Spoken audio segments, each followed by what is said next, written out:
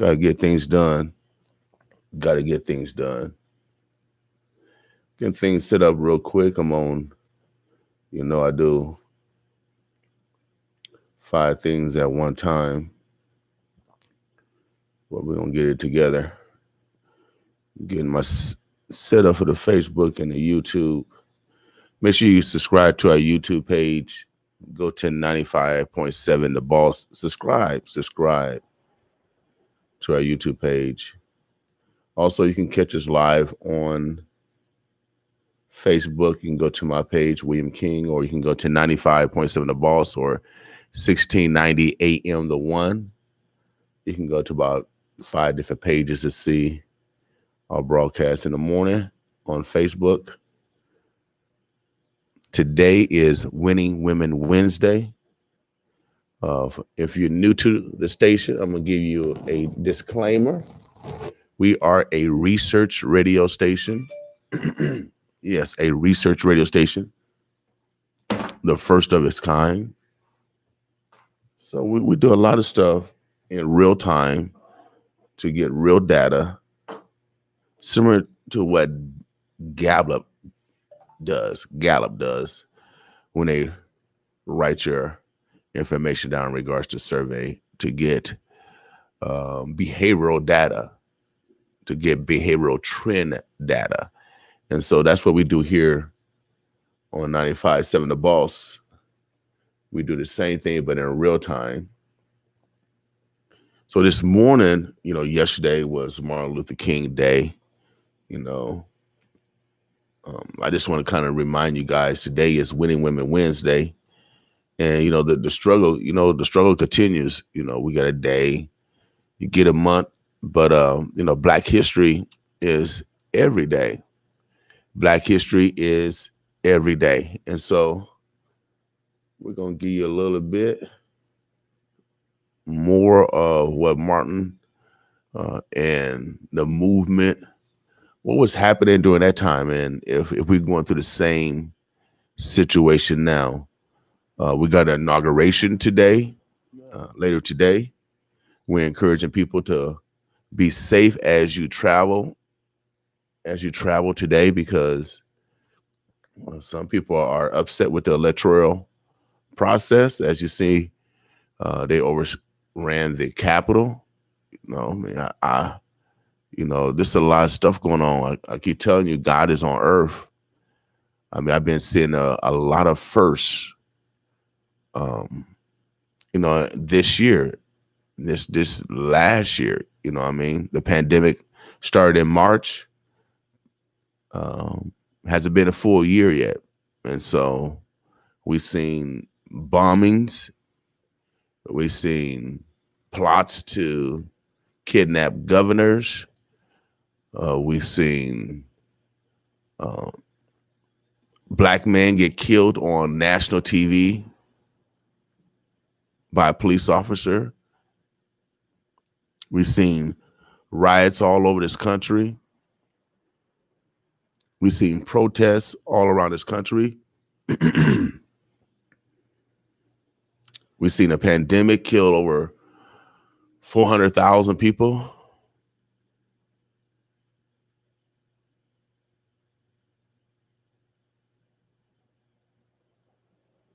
And we've seen churches close, but liquor stores stay open.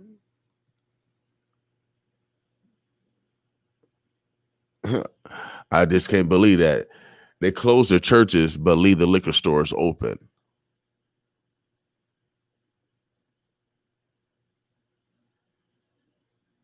Today is Winning Women Wednesday. We just want you to acknowledge the women in your families, in your lives. They do a lot of intangible things that, sometimes they don't get credit for, but we wanted to make sure you guys acknowledge the women in your life, from your daughter to your great whomever. Make sure you just call them, tell them you love them, or spend some time with them today. Let them know that you appreciate them. All right. So give them a call, give a shout out. I don't care who they're, your sister. I don't care whom they are, whoever the women in your life. Give them a call. Let them know that you appreciate them today. Today is Winning Women Wednesday. Here at 95.7 The Boss, we practice. Oh, yeah, we practice modifying our behavior without a doubt. Again, today is Winning Women Wednesday. Yesterday was, oh, yeah, Tell the Truth Tuesday. The previous day, oh, yeah, Make That Money Monday. Tomorrow is Love Yourself Thursday. And then Friday is always Black Friday. Okay, we are a research radio station. We put out information to obtain real-time data. So I just want to let everybody know, because I know we have been followed on a different level since I'm running for mayor. I got to let them know, what kind of station we are, why did I do the things I do. My degree is in behavioral science, which is a combination of sociology, psychology classes. Oh, yeah, I'm ology up. Biology, psychology, social geology, astrology, anthropology. What you want, sociology, social psychology. What do you want? I got all the ologies. What's up, Pat? So, again, today is Winning Women Wednesday. We want you guys to acknowledge all the women in your lives. If we got women locked up behind the bars, please acknowledge and let them know that you forgive them. Working with the Women's Center for Advancement, one of my primary jobs was to run groups in Douglas County. So I ran a nonviolent group in the most violent place in Omaha, the Douglas County Jail. And so when you sit into an environment where you got to teach those that have to sometimes depend on violence to survive, not to be violent,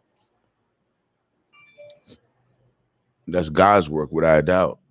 So please today acknowledge those women. I don't care if they're behind bars or not. We got to start forgiving each other.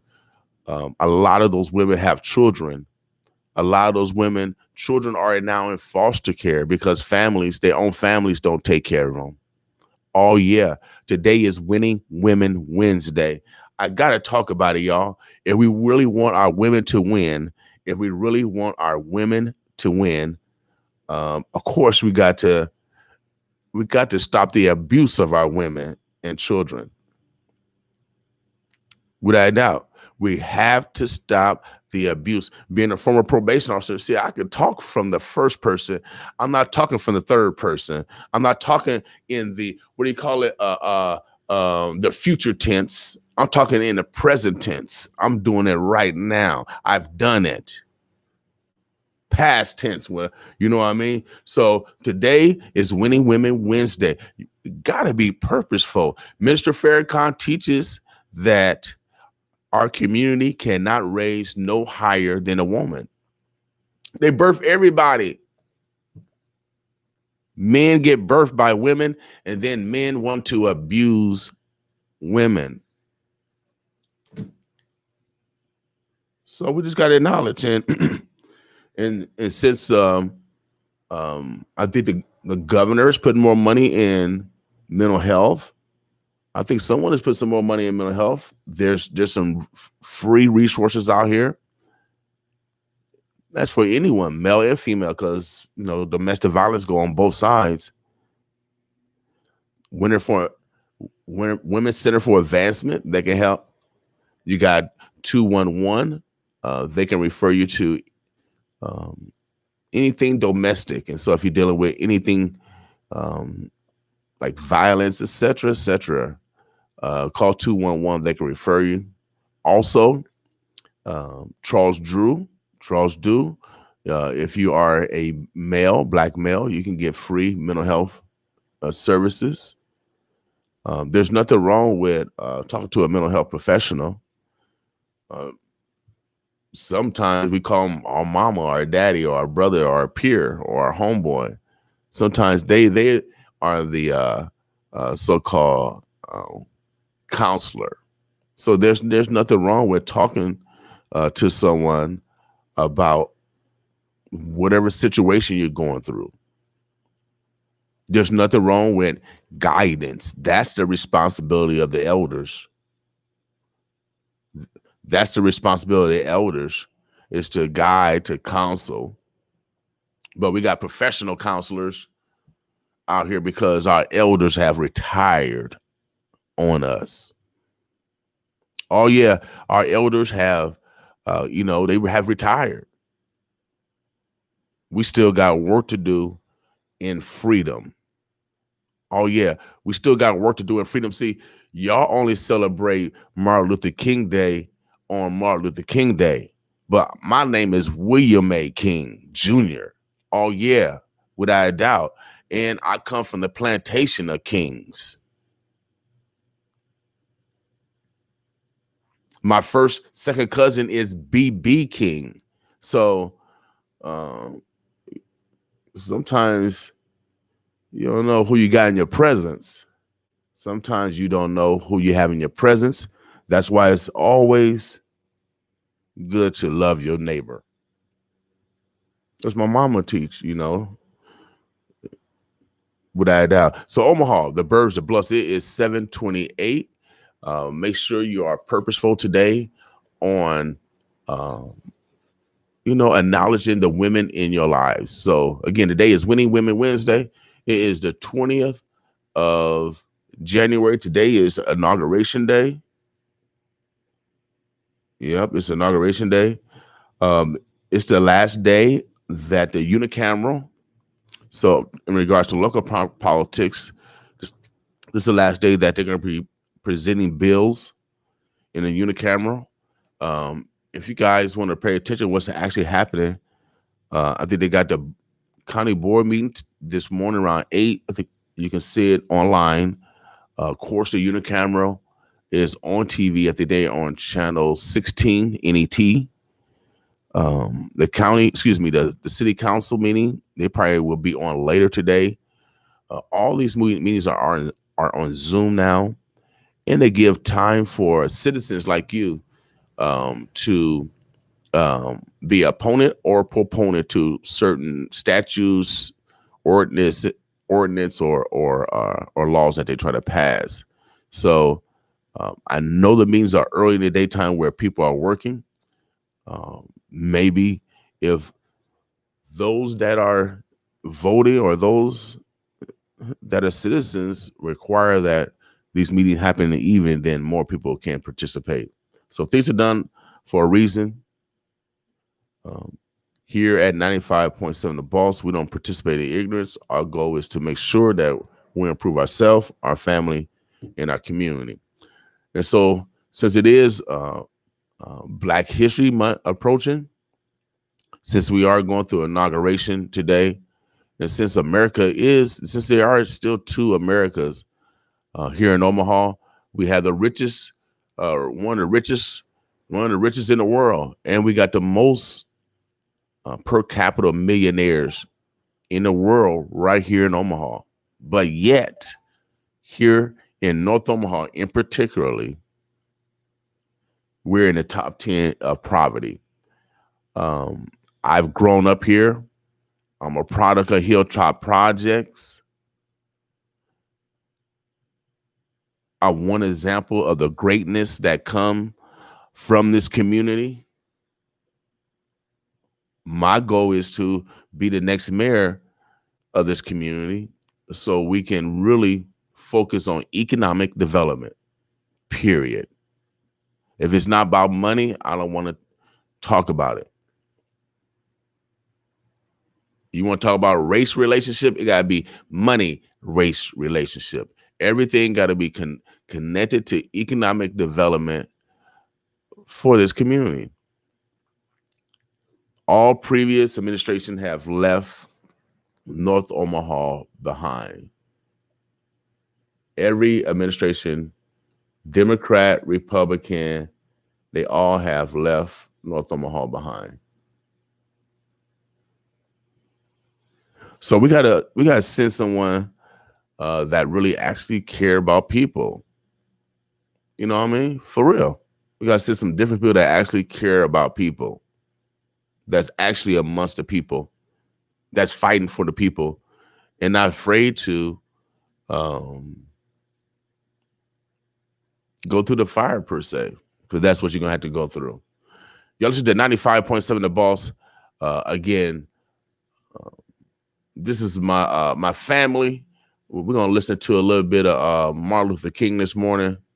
I was on a road yesterday, so the station was off for a portion of yesterday. I did play some speeches, but I wanted to play some more. So this morning, I'm gonna give you a little bit of my family this morning. I'm gonna let him talk to y'all for a little bit. Since this is the inauguration day, this is Winning Women Wednesday.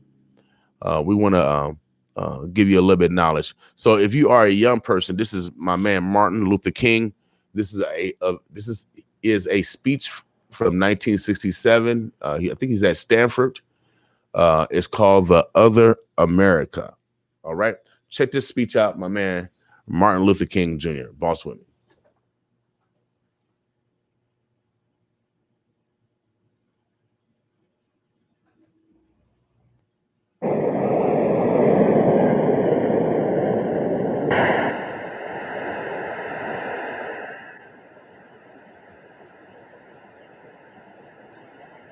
All right, y'all. Again, this speech coming up from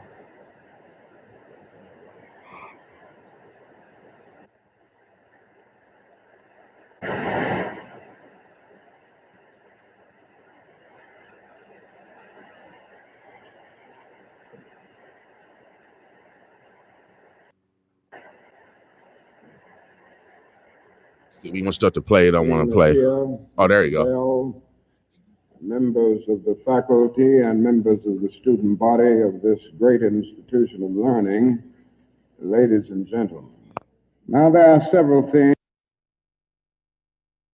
about before such a large, concerned, and enlightened audience. There are so many problems facing our nation and our world that one could just take off anywhere.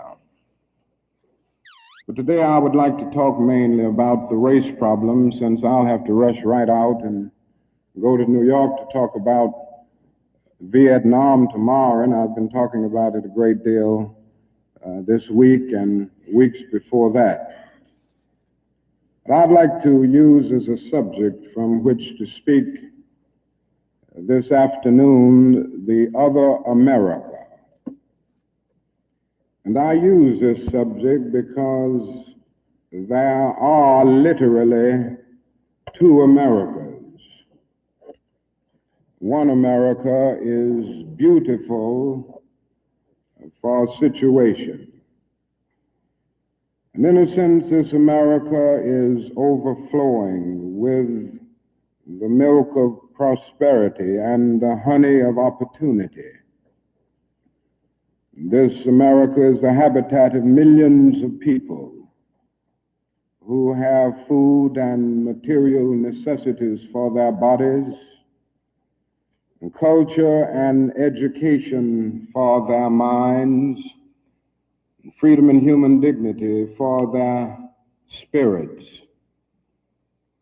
In this America, millions of people experience every day the opportunity of having life, liberty, and the pursuit of happiness in all of their dimensions.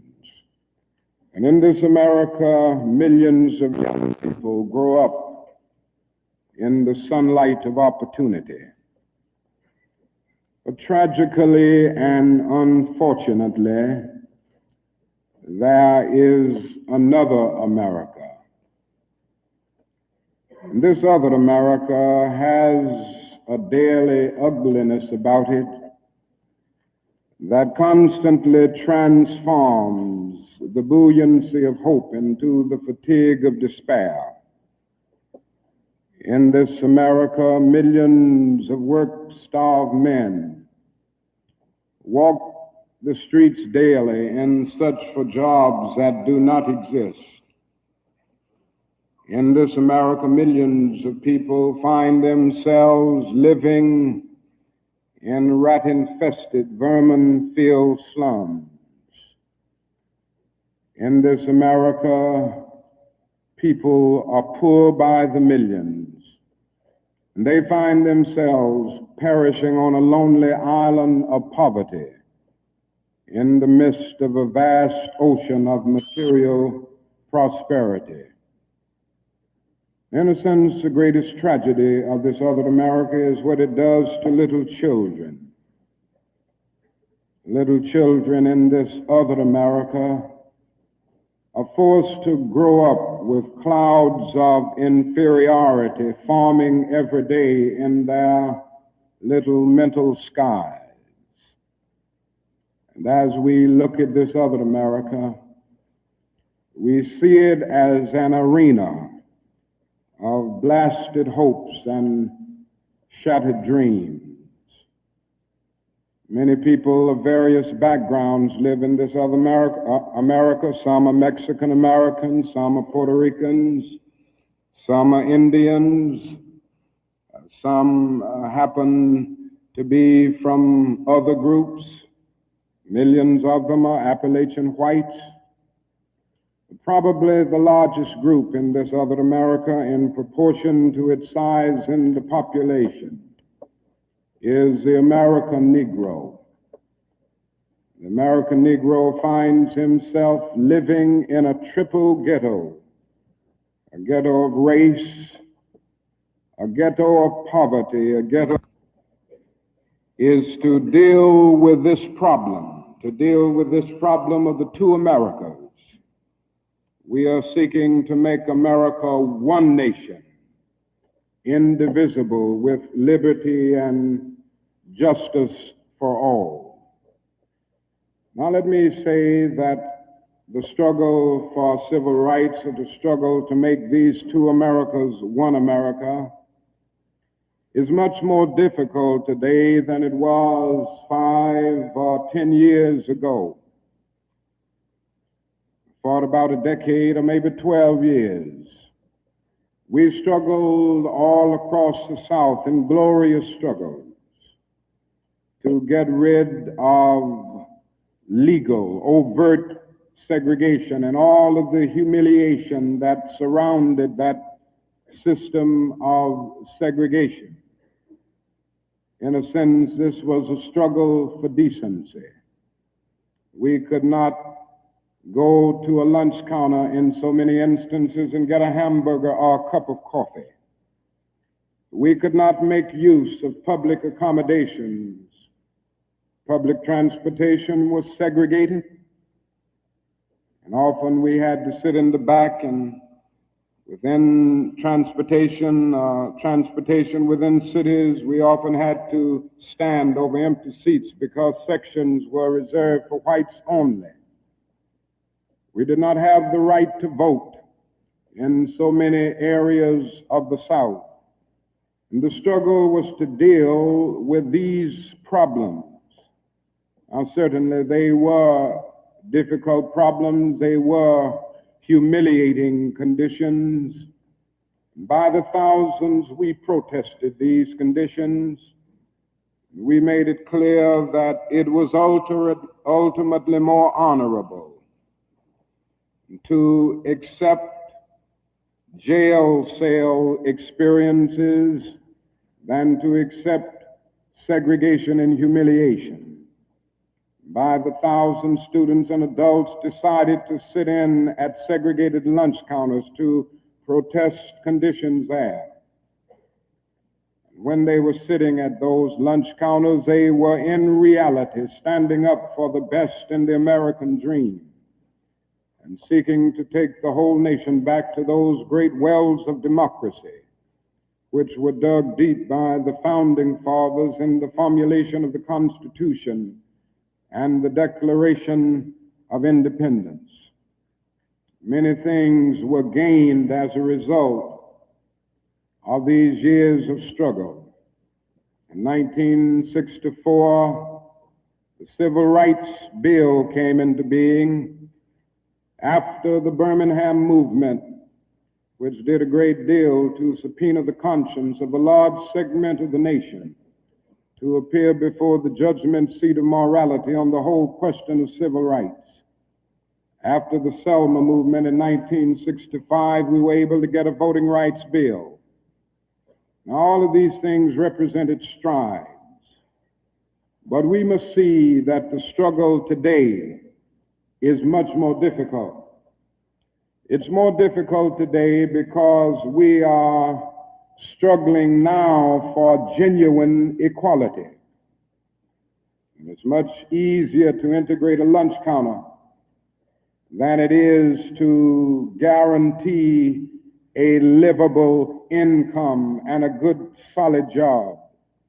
It's much easier to guarantee the right to vote than it is to guarantee the right to live in sanitary, decent housing conditions. It is much easier to integrate a public park than it is to make genuine, quality, integrated education a reality. And so today we are struggling for something which says we demand genuine equality. It's not merely a struggle against extremist behavior toward Negroes. And I'm convinced that many of the very people who supported us in the struggle in the South are not willing to go all the way now. I came to see this in a very difficult and painful way in Chicago over the last year where I've lived and worked. Some of the people who came quickly to march with us in Selma and Birmingham were active around Chicago. And I came to see that so many people who supported morally and even financially what we were doing in Birmingham and Selma were really outraged against the extremist behavior of Bull Connor and Jim Clark toward Negroes, rather than believing in genuine equality for Negroes. And I think this is what we've got to see now, and this is what makes the struggle much more difficult.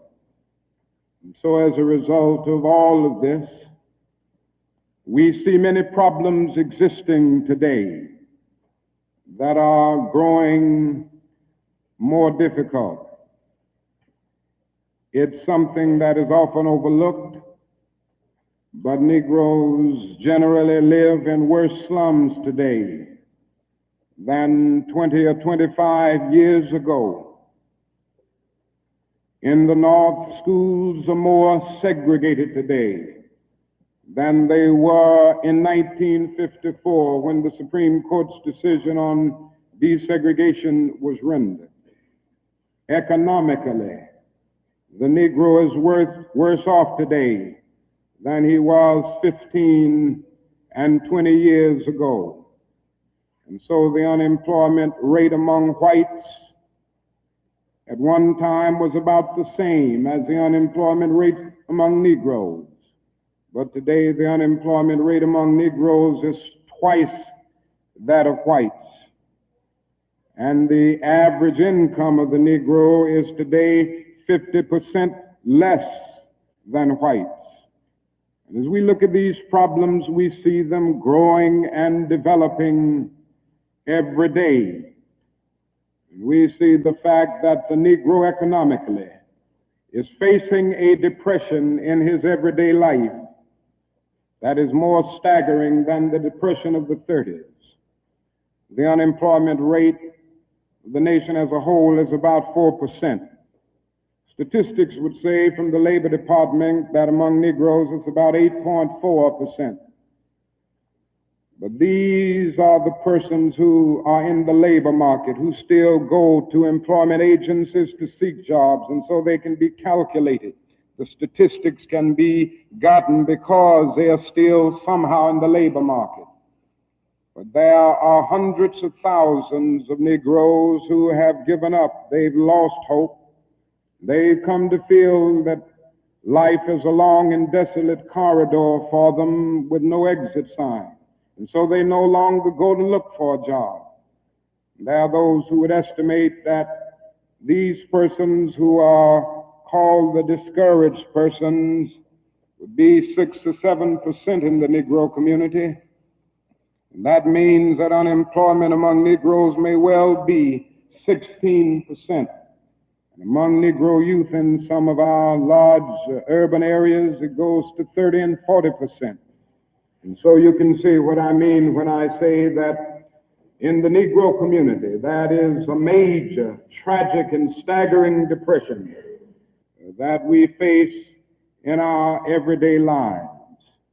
Now, the other thing that we've got to come to see now that many of us didn't see too well during the last 10 years, that is that racism is still alive in American society and much more widespread than we realize. We must see racism for what it is. It is a myth of the superior and the inferior race. It is the false and tragic notion that one particular group, one particular race is responsible for all of the progress, all of the insights, and the total flow of history. And the theory that another group or another race is totally depraved, innately impure, and innately inferior. In the final analysis, racism is evil because its ultimate logic is genocide. Hitler was a sick and tragic man who carried racism to its logical conclusion. And he ended up leading a nation to the point of killing about 6 million Jews. And this is the tragedy of racism because its ultimate logic is genocide. If one says that I am not good enough to live next door to him, if one says that I am not good enough to eat at a lunch counter, or to have a good, decent job, or to go to school with him, merely because of my race, he is saying consciously or unconsciously that I do not deserve to exist. To use a philosophical analogy here, racism is not based on some empirical generalization. It is based rather on an ontological affirmation. It is not the assertion that certain people are behind culturally or otherwise because of environmental conditions. It is the affirmation that the very being of a people is inferior. And this is the great tragedy of it. I say that however unpleasant it is, we must honestly see and admit that racism is still deeply rooted all over America. It's still deeply rooted in the North, and it's still deeply rooted in the South. Now, this leads me to say something about another discussion that we hear a great deal, and that is the so-called white backlash. I would like to honestly say to you that the white backlash is merely a new name for an old phenomenon. It's not something that just came into being because shouts of black power, or because Negroes engaged in riots in Watts, for instance. The fact is that the state of California voted a fair housing bill out of existence before anybody shouted black power, or before anybody rioted in Watts. It may well be that shouts of black power and riots in Watts and the Harlems and the other areas are the consequences of the white backlash rather than the cause of them.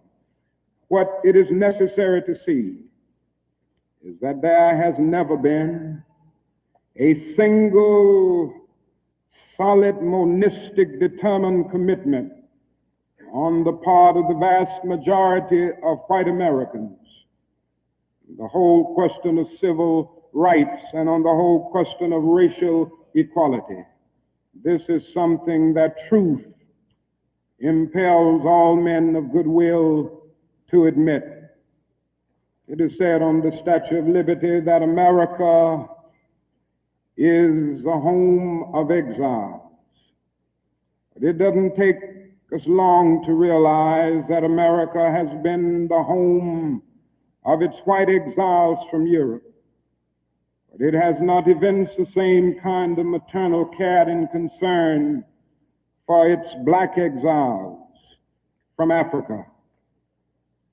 It is no wonder that in one of his sorrow songs, a Negro could sing out, "Sometimes I feel like a motherless child." What great estrangement, what great sense of rejection caused the people to emerge with such a metaphor as they looked over their lives. What I'm trying to get across is that our nation has constantly taken a positive step forward on the question of racial justice and racial equality. But over and over again, at the same time, it made certain backward steps. And this has been the persistence of the so-called white backlash. In 1863, the Negro was freed from the bondage of physical slavery. But at the same time, the nation refused to give him land to make that freedom meaningful. And at that same period, America was giving millions of acres of land in the West and the Midwest, which meant that America was willing to undergird its white peasants from Europe with an economic floor that would make it possible to grow and develop, and refused to give that economic floor to its black peasants, so to speak. And this is why Frederick Douglass could say that emancipation for the Negro was freedom to hunger, freedom to the winds and rains of heaven, freedom without roofs to cover their heads. He went on to say that it was freedom without bread to eat, freedom without land to cultivate. It was freedom and famine at the same time. But it does not stop there. In 1875, the nation passed the Civil Rights Bill and refused to enforce it. In 1964, the nation passed a weaker Civil Rights Bill. And even to this day, that bill has not been totally enforced in all of its dimensions. The nation heralded a new day of concern for the poor, for the poverty-stricken, for the disadvantaged, and brought into being a poverty bill. But at the same time, it put such little money into the program that it was hardly and still remains hardly a good skirmish against poverty. White politicians in suburbs talk eloquently against open housing, and in the same breath contend that they are not racist.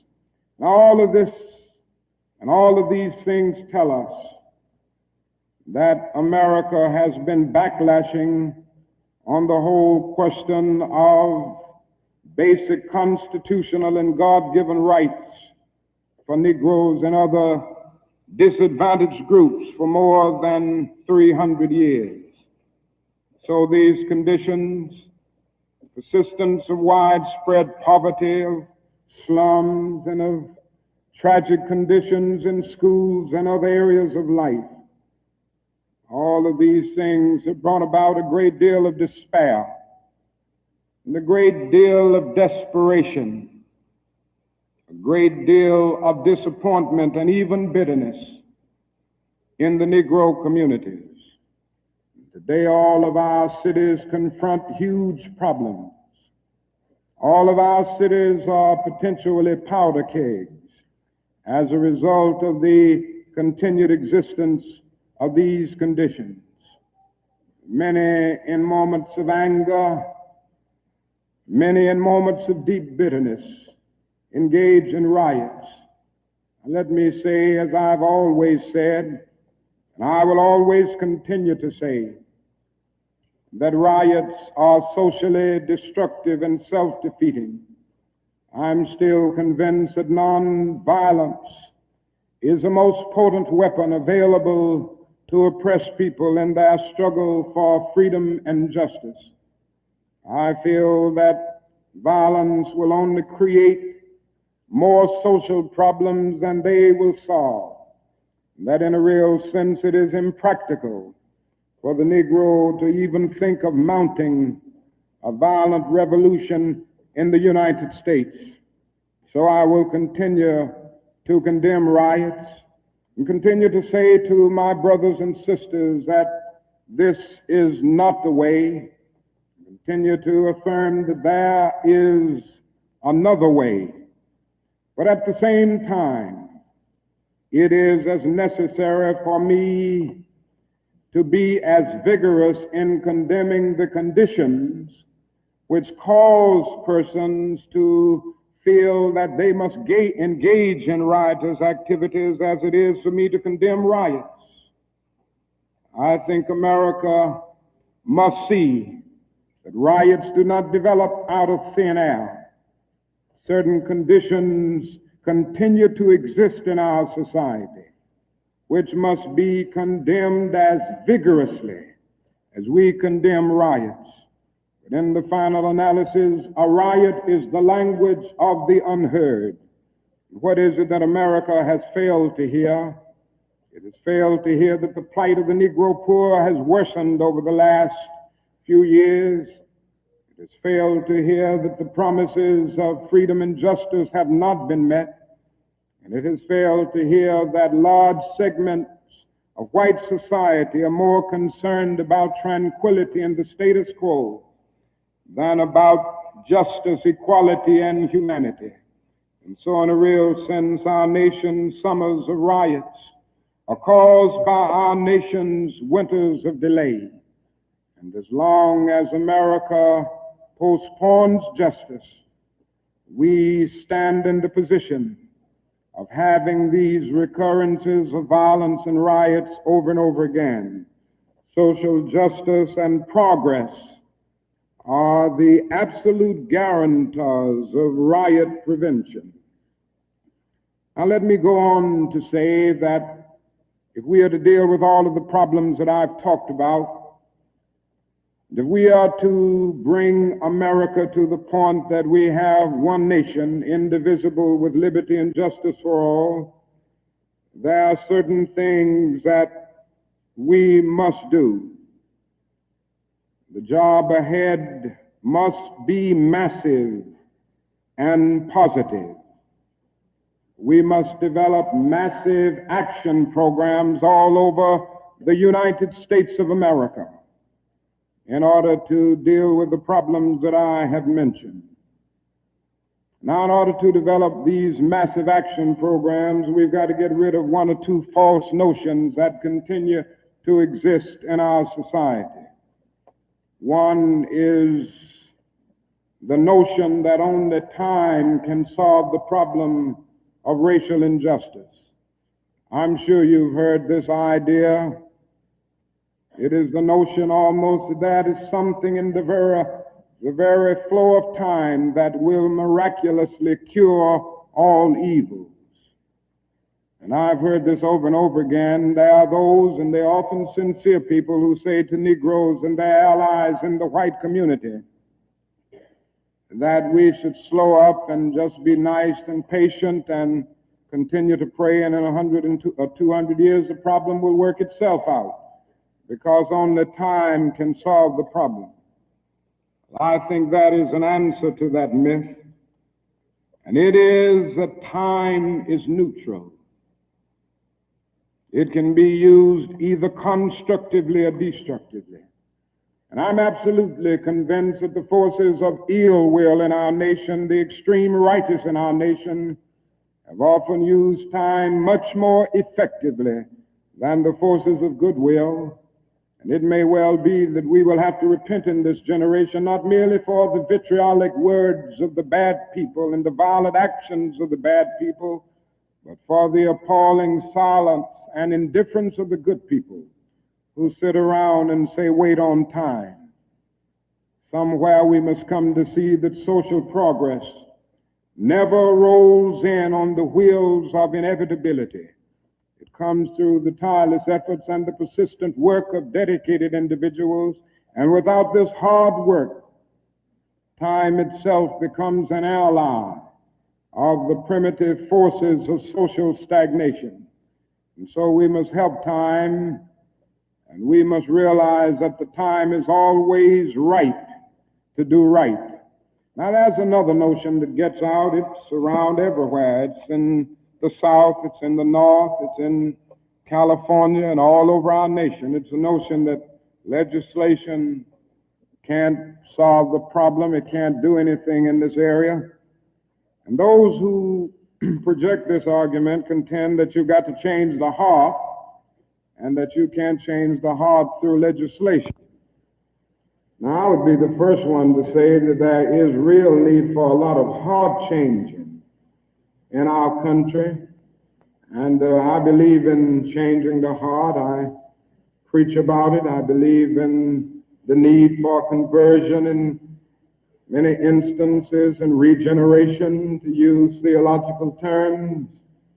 And I would be the first to say that if the race problem in America is to be solved, the white person must treat the Negro right, not merely because the law says it, but because it's natural, because it's right, and because the Negro is his brother. And so I realize that if we are to have a truly integrated society, men and women will have to rise to the majestic heights of being obedient to the unenforceable.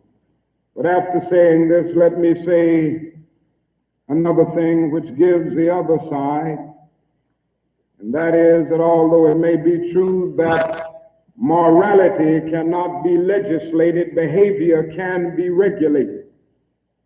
Even though it may be true that the law cannot change the heart, it can restrain the heartless.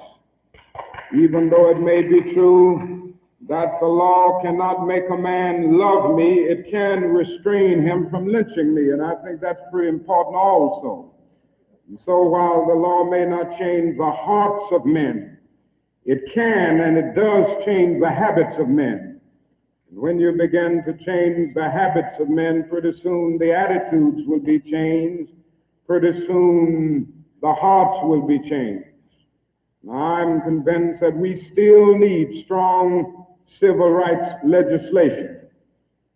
And there's a bill before Congress right now to have a national federal open housing bill, a federal law declaring discrimination in housing unconstitutional, and also a bill to make the administration of justice real all over our country. Now, nobody can doubt the need for this. Nobody can doubt the need if he thinks about the fact that since 1963, some 58 Negroes and white civil rights workers have been brutally murdered in the state of Mississippi alone. Not a single person has been convicted for these dastardly crimes. There have been some indictments, but no one has been convicted. So there is a need for the whole question of the administration of justice. There is a need for fair housing laws all over our country. And it is tragic indeed that Congress last year allowed this bill to die. And that bill died in Congress. A bit of democracy died, a bit of our commitment to justice died. If it happens again in this session of Congress, greater degree of our commitment to democratic principles will die. And I can see no more dangerous trend in our country than the constant developing of predominantly Negro central cities ringed by white suburbs. This is only inviting social disaster. And the only way this problem will be solved is by the nation taking a strong stand and by state governments taking a strong stand against housing segregation and against discrimination in all of these areas. Now, there's another thing that I'd like to mention as I talk about the Massive Action Program, and time will not permit me to go into specific programmatic action to any great degree. But it must be realized now that the Negro cannot solve the problem by himself. There again, there are those who always say to Negroes, why don't you do something for yourself? Why don't you lift yourselves by your own bootstraps? And we hear this over and over the gain. Now, certainly, there are many things that we must do for ourselves and that only we can do for ourselves. Certainly, we must develop within a sense of dignity and self-respect that nobody else can give us, a sense of manhood, a sense of personhood, a sense of not being ashamed of our heritage, not being ashamed of our color. It was wrong and tragic that the Negro ever allowed himself to be ashamed of the fact that he was black, or ashamed of the fact that his ancestral home was Africa. And so there's a great deal that the Negro can do to develop self-respect. There's a great deal that the Negro must do and can do to amass political and economic power within his own community and by using his own resources. And so we must do certain things for ourselves, but this must not negate the fact and cause the nation to overlook the fact that the Negro cannot solve the problem himself. A man was on the plane with me some weeks ago, and he came and talked with me, and he said, the problem, Dr. King, that I see with what you all are doing is that every time I see you and other Negroes, you are protesting, and you aren't doing anything for yourself. He went on to tell me that he was very poor at one time, and he was able to make it by doing something for himself. Why don't you teach your people, he said, to lift themselves by their own bootstraps? And then he went on to say other groups face disadvantages, the Irish, the Italians, and he went down the line. And I said to him that it does not help the Negro, it only deepens his frustration for unfeeling and sensitive people to say to him that other ethnic groups who migrated were immigrants to this country less than 100 years ago or so have gotten beyond him, and he came here some 344 years ago. And I went on to remind him that the Negro came to this country involuntarily in chains, while others came voluntarily. I went on to remind him that no other racial group has been a slave on American soil. I went on to remind him that the other problem that we have faced over the years is that the society placed a stigma on the color of the Negro, on the color of his skin, because he was black. Doors were closed to him that were not closed to other groups. And I'm to say to people that you ought to lift yourself by your own bootstraps, but it is a cruel jest to say to a bootless man that he ought to lift himself by his own bootstraps. The fact is that millions of Negroes, as a result of centuries of denial and neglect, have been left bootless, and they find themselves impoverished aliens in this affluent society. And that is a great deal that the society can and must do if the Negro is to gain the economic security that he needs. Now, one of the answers, it seems to me, is a guaranteed annual income, a guaranteed minimum income for all people and for all families of our country. It seems to me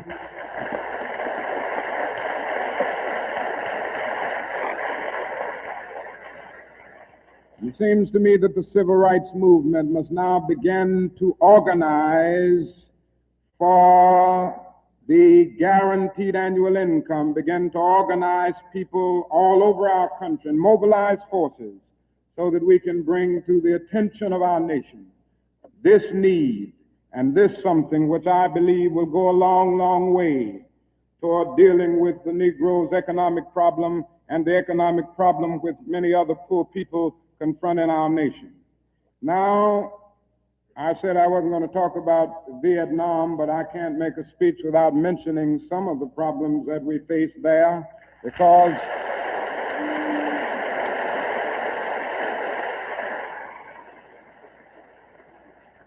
I think this war has diverted attention from civil rights It has strengthened the forces of reaction in our country and has brought to the forefront the military-industrial complex that even President Eisenhower warned us against at one time. And above all, it is destroying human lives. It's destroying the lives of thousands of the young, promising men of our nation, destroying the lives of little boys and little girls in Vietnam. But one of the greatest things that this war is doing to us in civil rights is that it is allowing the great society to be shot down on the battlefields of Vietnam every day. And I submit this afternoon that we can end poverty in the United States. Our nation has the resources to do it. The national gross product of America will rise to the astounding figure of some $7 this year. We have the resources. The question is whether the nation has the will. And I submit that if we can spend $5 billion a year to fight an ill-considered war in Vietnam and $20 billion to put a man on the moon, our nation can spend billions of dollars on their own 2 feet right here on earth.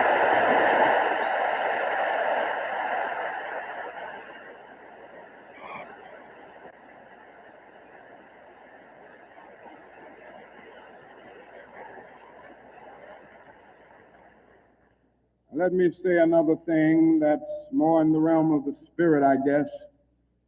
That is, if we are to go on in the days ahead and make true brotherhood a reality, it is necessary for us to realize more than ever before that the destinies of the Negro and the white man are tied together.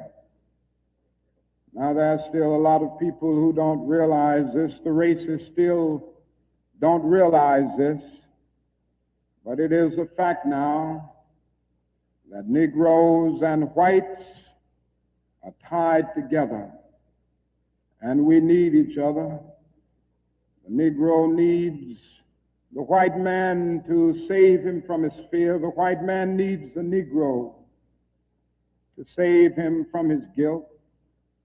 We are tied together in so many ways: our language, our music, our cultural patterns, our material prosperity, and even our food are an amalgam of black and white.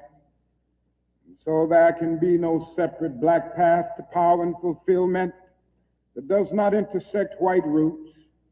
There can be no separate white path to power and fulfillment short of social disaster. It does not recognize the need of sharing that power with black aspirations for freedom and justice. We must come to see now that integration is not merely a romantic or aesthetic something where you merely add color to a still predominantly white power structure. Integration must be seen also in political terms where there is shared power, and where black men and white men share power together to build a new and a great nation. In a real sense, we're all caught in an inescapable network of mutuality, tied in a single garment of destiny. John Donne placed it years ago in graphic terms: no man is an island entire itself. Every man is a piece of the continent, a part of the main. He goes on toward the end to say, any man's death diminishes me because I'm involved in mankind. Therefore never sin to know for whom the bell tolls. It tolls for thee. And so we all in the same situation. The salvation of the Negro will mean the salvation of the white man, and the destruction, the life, and of the ongoing progress of the Negro will be the destruction of the ongoing progress of the nation. Now let me say finally that we have difficult days ahead, but I haven't despaired. Somehow I maintain hope in spite of hope, and I've talked about the difficulties and how hard the problems will be as we tackle them. But I want to close by saying this afternoon that I still have faith in the future, and I still believe that these problems can be solved. And so I will not join anyone who will say that we still can't develop a coalition of conscience. I realize and understand the discontent and the agony and the disappointment and even the bitterness of those who feel that whites in America cannot be trusted. And I would be the first to say that there are all too many who are still guided by the racist ethos. But I am still convinced that there are still many white persons of goodwill, and I'm happy to say that I see them every day in the student generation, who cherish democratic principles and justice above principle, and who will stick with the cause of justice and the cause of civil rights and the cause of peace throughout the days ahead. And so I refuse to despair. I think we're going to achieve our freedom because, however much America strays away from the ideals of justice, the goal of America is freedom. Abused and scorned though we may be, our destiny is tied up in the destiny of America. Before the Pilgrim Fathers landed at Plymouth, we were here. Before Jefferson etched across the pages of history the majestic words of the Declaration of Independence, we were here.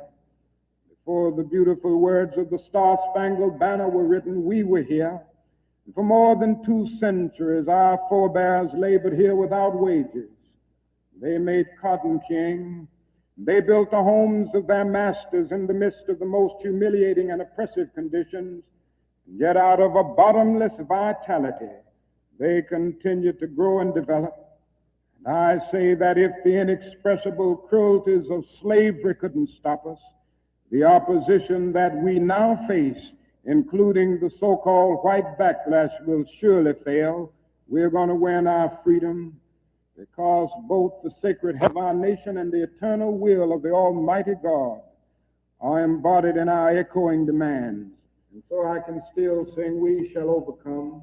We shall overcome because the arc of the moral universe is long, but it bends toward justice. We shall overcome because Carlyle is right. No lie can live forever. We shall overcome because William Cullen Bryant is right. Truth crushed earth will rise again. We shall overcome because James Russell Lowell is right. Truth forever on the scaffold, wrong forever on the throne. Yet that scaffold sways the future. With faith, we will be able to hew out of the mounting of despair a stone of hope. With this faith, we will be able to transform the jangling discords of our nation into a beautiful symphony of brotherhood. With this faith, we will be able to speed up the day when all of God's children, black men and white men, Jews and Gentiles, Protestants and Catholics, will be able to join hands and live together as brothers and sisters all over this great nation. That will be a great day. That will be a great tomorrow. In the word, sure to speak symbolically, that will be the day when the morning stars will sing together and the sons of God will shout for joy. Thank you.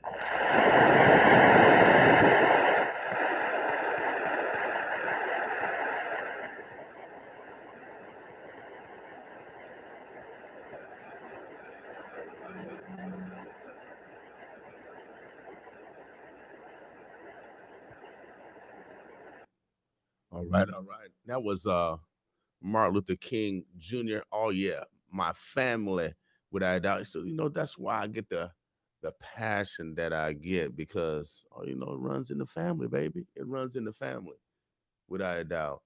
Um, Again, today is Winning Women Wednesday. It is 8/21, the 20th of January. Be purposeful today on acknowledging the women in your lives, without a doubt. Today is inauguration day. But as you listen to the words of my brother, my family, you see we are still dealing with the same problems. We are still dealing with the same problems, the same issues, the same concerns.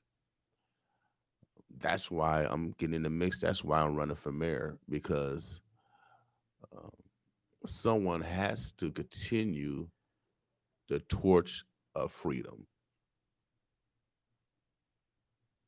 Somebody has to continue the torch of freedom, and someone has to remind those of the past and the potential of the future.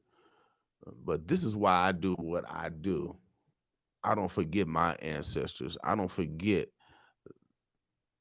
the timeline of freedom.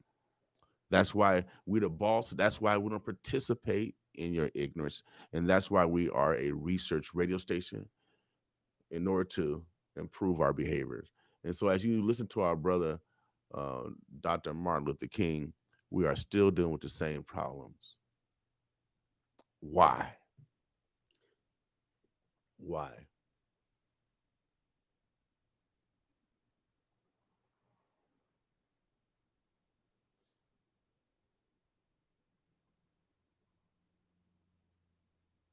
I had one more speech I was going to try to play. I'm going to play one more speech from the doctor. Let me see. All right. Again, today is Winning Women Wednesday. Be purposeful today on acknowledging the women in your lives. Without a doubt, the 20th of January. Be purposeful today.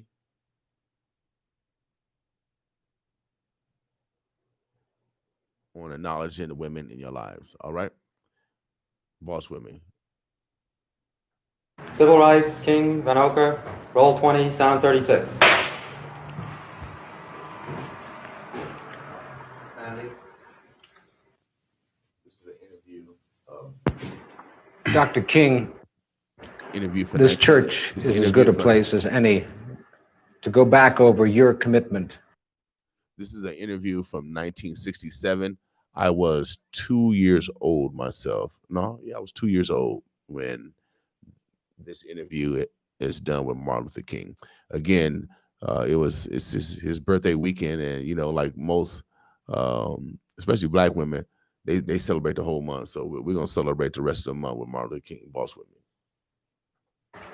To the civil rights movement. When you went out from here into university and then you went to Montgomery, Alabama and started the bus boycotts there, what was the philosophy of the civil rights movement as you saw it then, more than 10 years ago? Well, I would say then the philosophy was that we must go all out to use legal and nonviolent methods to gain full citizenship rights for the Negro people of our country. Of course, that particular struggle and that philosophy centered on breaking down all of the barriers of legal segregation. So I would say that in that period, the basic thrust for the gaining of citizenship rights for Negroes was to end the humiliation surrounding the whole system of legal segregation. Dr. King, was there something peculiar to the place where you started and the kind of people you attracted? I mean by that, there was a strong attachment on the part of your parishioners in Montgomery to the church. They were older people, weren't they?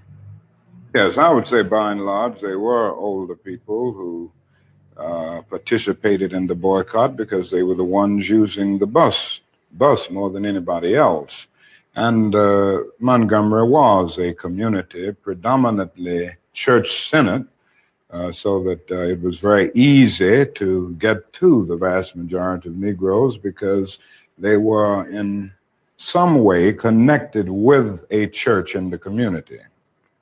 Was there, in addition to your commitment to the idea of nonviolence, wasn't it also the only thing you could do, the white community having the monopoly on violence, that if you had tried violence, they would have met it with violence? It was the only device open to you, wasn't it?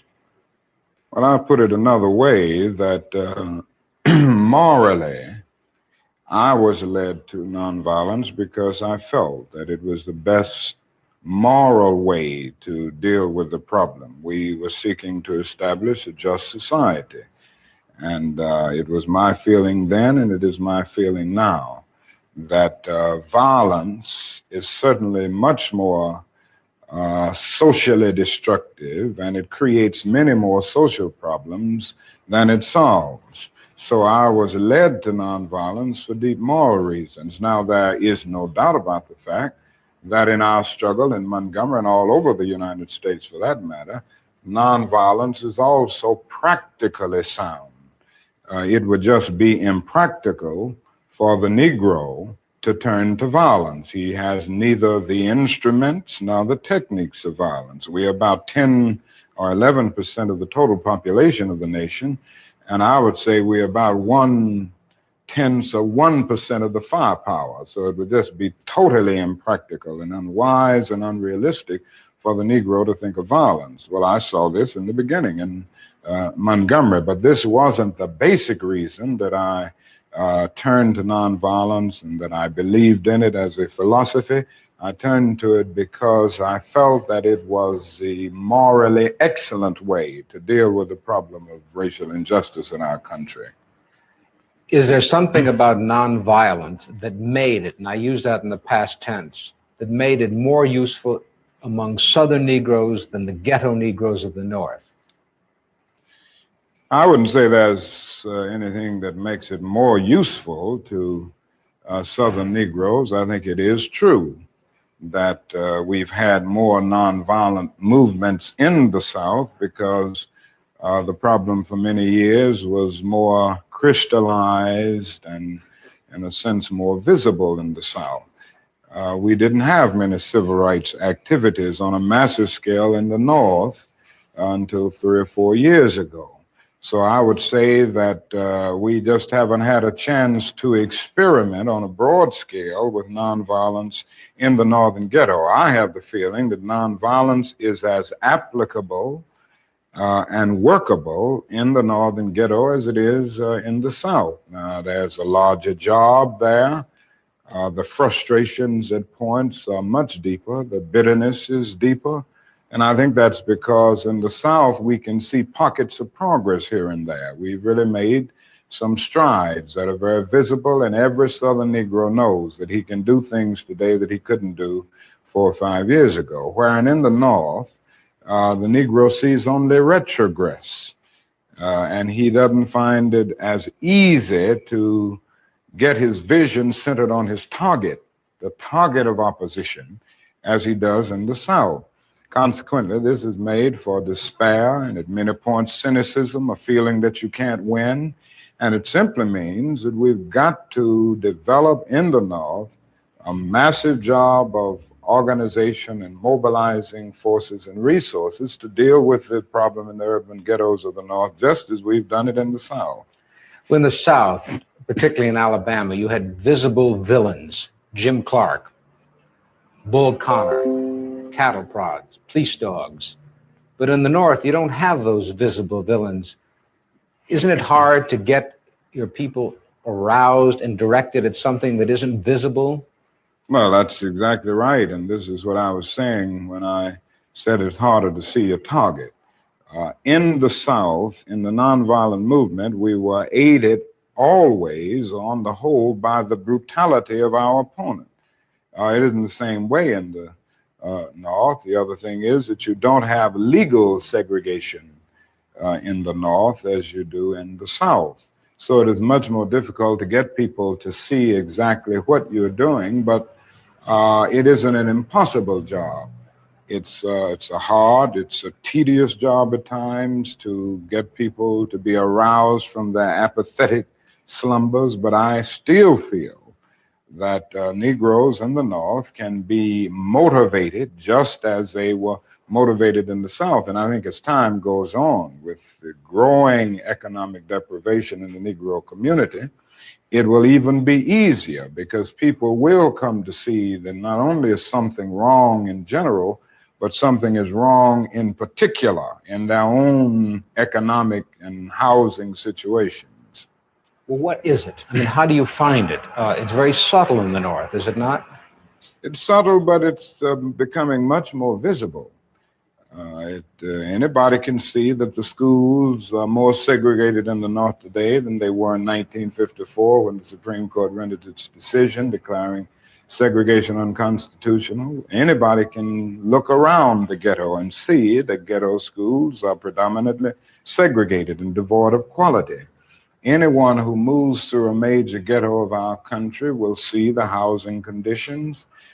People don't have to be reminded that they are forced to live in slums in many instances, and they're often rat-infested, vermin-filled slums. And it isn't too hard to see the exploitation that the Negro confronts in the ghetto, where he is forced to pay more for less and constantly trying to make ends meet. But because of either no job as a result of unemployment or a job that is so economically unprofitable that the person can't make ends meet. And I think they see all of these things, and more they're coming to see them, because before the people of the North were looking to the South and they supported the struggles of the South. Now they're coming to see that their problems are very real and they've got organized to grapple with them. Was there something hypocritical about the fact that the South existed and the North could point the finger? And then when the Civil Rights Acts were passed in the early 60s, you couldn't point the finger anymore? Well, there was no doubt about the hypocrisy of large segments of the nation on the whole question of racial equality. I think the best example is that many of the senators from the North and the West, and congressmen generally, who voted for civil rights legislation in 64 and even 65 with the Voting Rights Bill, refused last year to vote for civil rights legislation because it dealt with an issue applicable to the North, the whole housing question. And this, it seems to me, was the greatest expression of the hypocrisy of many of our citizens and many of the senators and congressmen of the North. But isn't that part of the dilemma now? That people knew that Negroes were being denied what was guaranteed to them by the Constitution, by the fact that they were citizens of this country. Then when they were given those rights, do you feel the white community said, well, we've given them all that we have, now it's up to them? Well, I think the dilemma is much deeper, and I think one during this period of transition has to be very honest with America. And honesty impels me to admit that America has broad racist elements still alive. Racism is still existing in American society in many areas of the society, North and South. And the other thing is that there has never been a single, solid, determined commitment of large segments of white America on the whole question of racial equality. I think we have to see that vacillation has always existed, ambivalence has always existed, and this to me is the so-called white backlash. It's merely a new name for an old phenomenon. I see the white backlash as a continuation of the same ambivalence and vacillation of white America on the whole question of racial justice that has existed since the founding of our nation. I think the other thing that we must see at this time is that many of the people who supported us in Selma, in Birmingham, were really outraged about the extremist behavior toward Negroes. But they were not at that moment, and they are not now, committed to genuine equality for Negroes. It's much easier to integrate a lunch counter than it is to guarantee an annual income, for instance, to get rid of poverty for Negroes and all poor people. It's much easier to integrate a bus than it is to make genuine integration a reality and quality education a reality in our schools. It's much easier to integrate even a public park than it is to get rid of slums. And I think we are in a new era, a new phase of the struggle, where we have moved from a struggle for decency, which characterized our struggle for 10 or 12 years to a struggle for genuine equality. And this is where we're getting the resistance, because there was never any intention to go this far. People were reacting to Bull Connor and to Jim Clark rather than acting in good faith for the realization of genuine equality. Do you think white people in this country, and I'm talking about non-segregationists, people devoid or thinking they're devoid of racism, do you have any idea of what they want the Negro to be in America?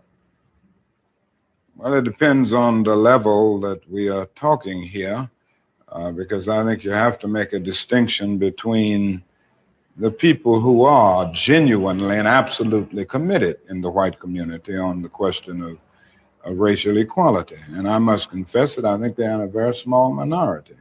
I think the vast majority of white Americans will go but so far.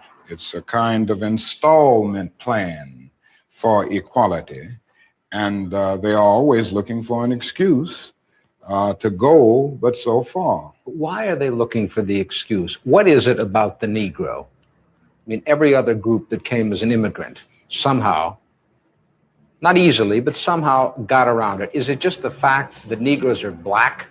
That's a part of it, and that grows out of something else. You can't thingify anything without depersonalizing that something. If you use something as a means to an end, at that moment you make it a thing and you depersonalize it.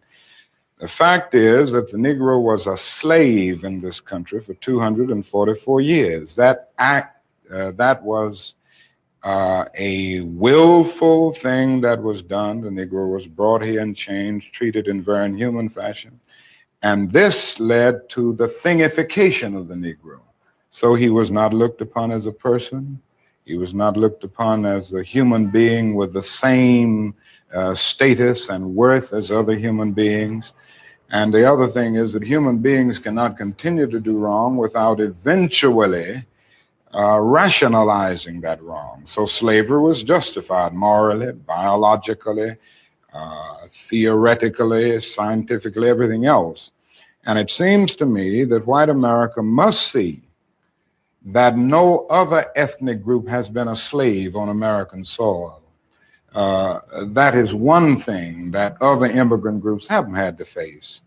The other thing is that the color became a stigma. American society made the Negro's color a stigma, and that can never be overlooked. So I think these things are absolutely necessary. The other thing is that America freed the slaves in 1863 through the Emancipation Proclamation of Abraham Lincoln, but gave the slaves no land or nothing in reality, and as a matter of fact, to get started on. At the same time, America was giving away millions of acres of land in the West and the Midwest, which meant that there was a willingness to give the white peasants from Europe an economic base.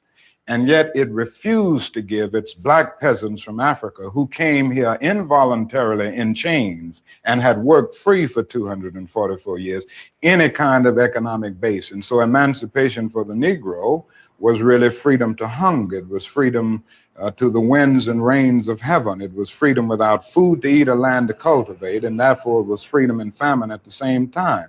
And when white Americans tell the Negro to lift himself by his own bootstraps, they don't look over the legacy of slavery and segregation. I believe we ought to do all we can and seek to lift ourselves by our own bootstraps. But it's a cruel jest to say to a bootless man that he ought to lift himself by his own bootstraps. And many Negroes, by the thousands and millions, have been left bootless as a result of all of these years of oppression and as a result of a society that deliberately made his color a stigma and something worthless and degrading.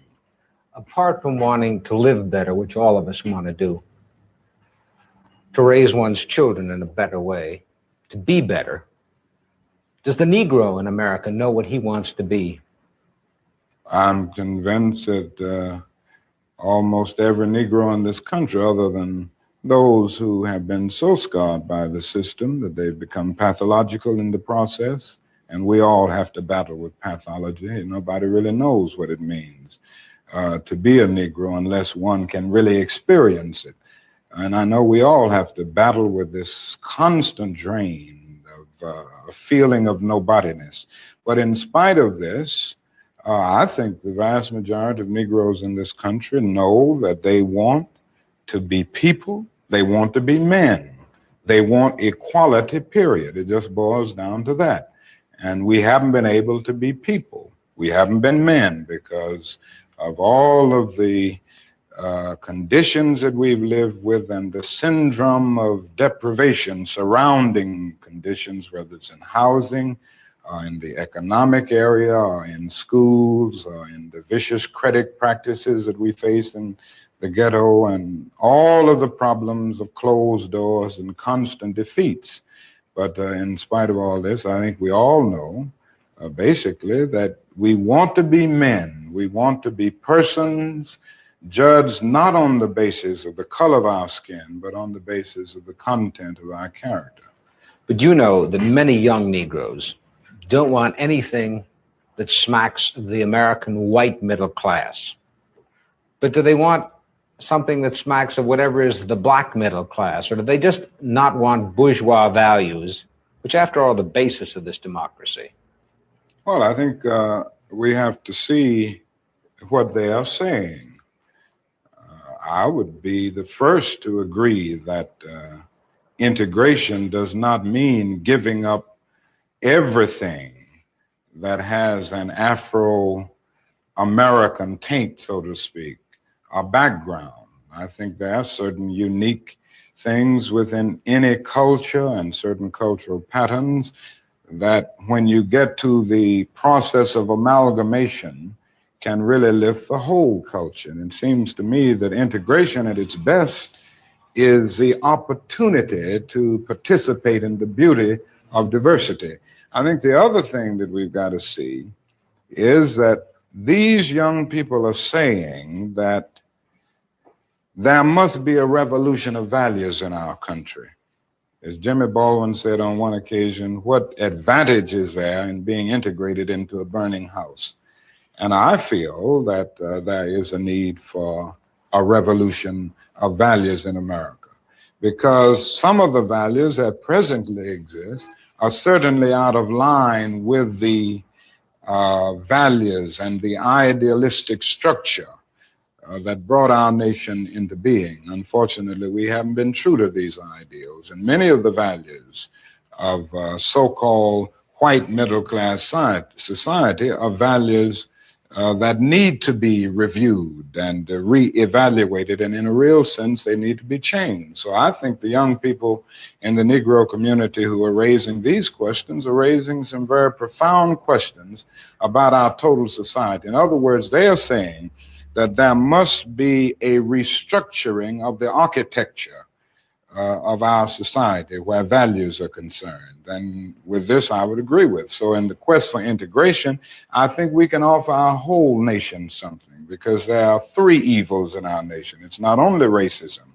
but economic exploitation of poverty would be one, and then militarism. And I think in a sense, and in a very real sense, these three are tied inextricably together, and we aren't going to get rid of one without getting rid of the other.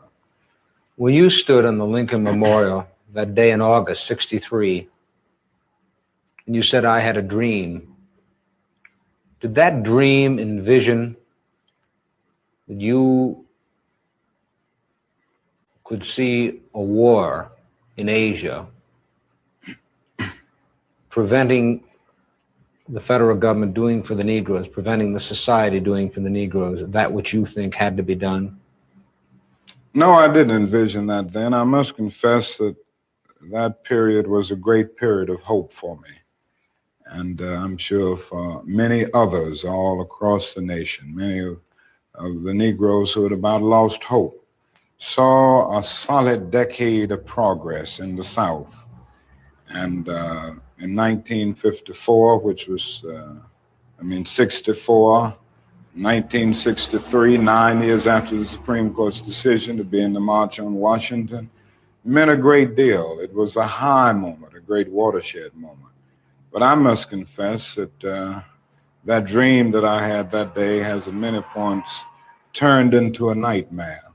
Now, I'm not one to lose hope. I keep on hoping. I still have faith in the future. But I've had to analyze many things over the last few years, and I would say over the last few months. I've gone through a lot of soul searching and agonizing moments. And I've come to see that we have many more difficult days ahead, and some of the old optimism was a little superficial, and now it must be tempered with a solid realism. And I think the realistic fact is that we still have a long, long way to go, and that we are involved in a war on Asian soil, which, if not checked and stopped, can poison the very soul of our nation.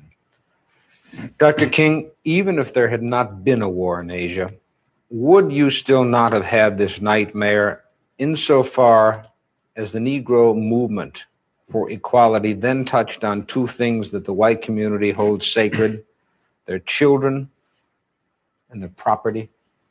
Oh, I have no doubt that we would have encountered great difficulties, great problems of resistance if the war had not been in existence. So that I'm not going to say that all of our problems will be solved if the war in Vietnam is ended. But I do say that the war makes it infinitely more difficult to deal with these problems.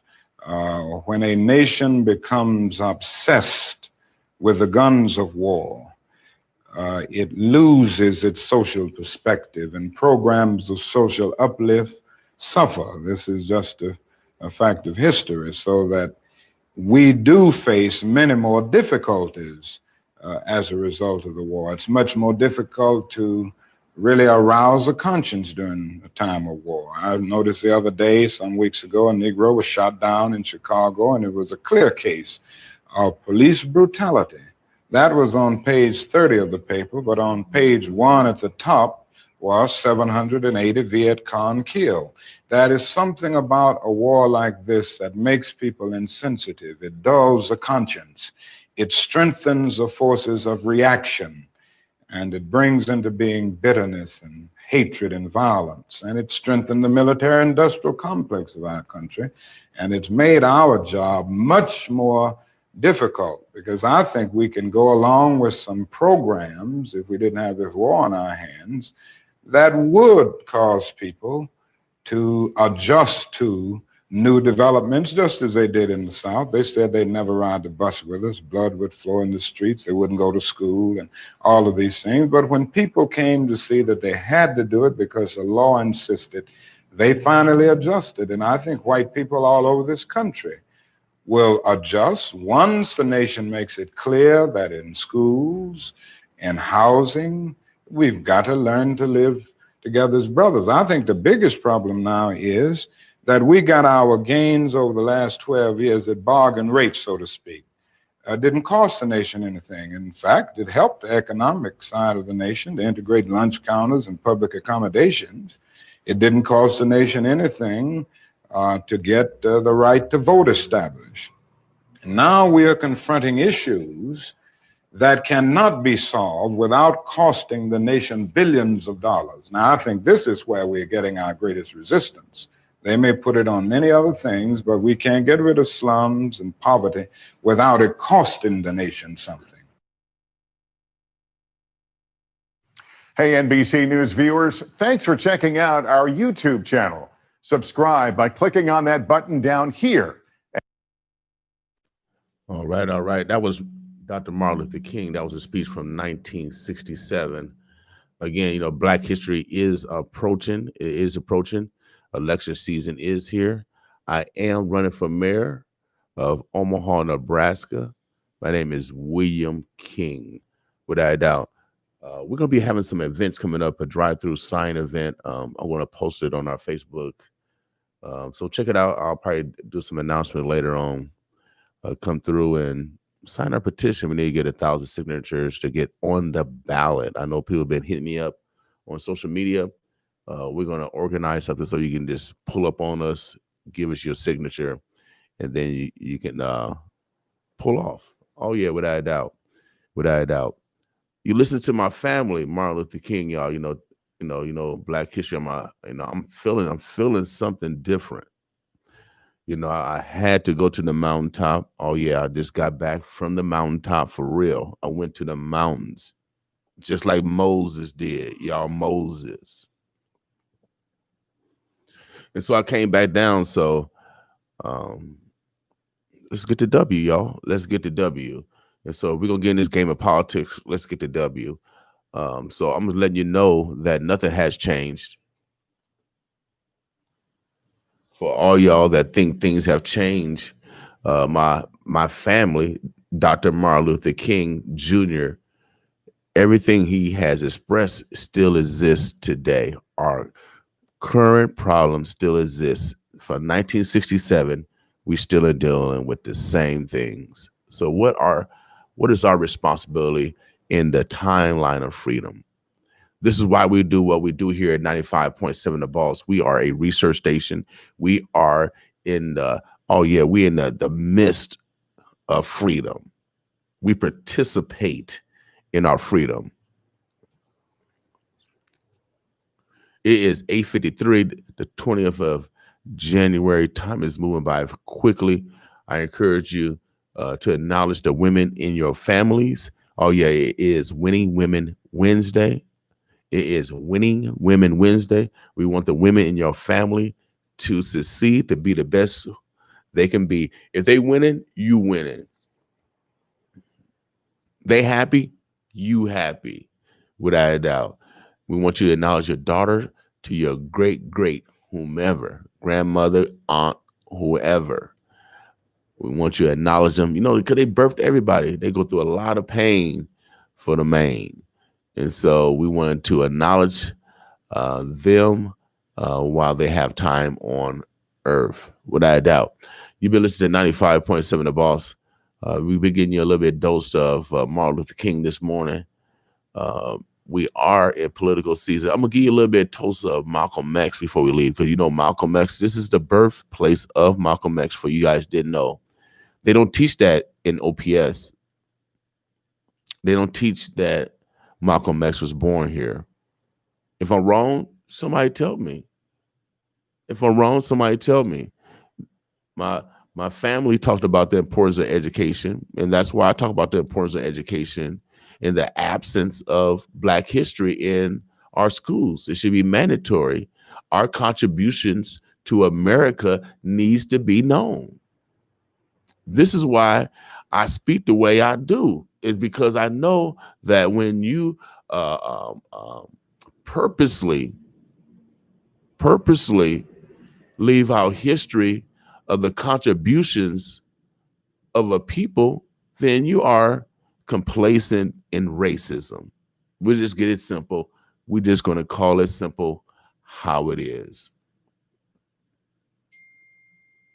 So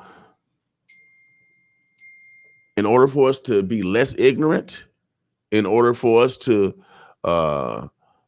live, God said we are destroyed because of lack of knowledge. I'm bringing knowledge so we can live, so we can respect each other. Right now, they can legitimately say, white people can legitimately say, y'all didn't do nothing, because it's not in the history books of our contributions.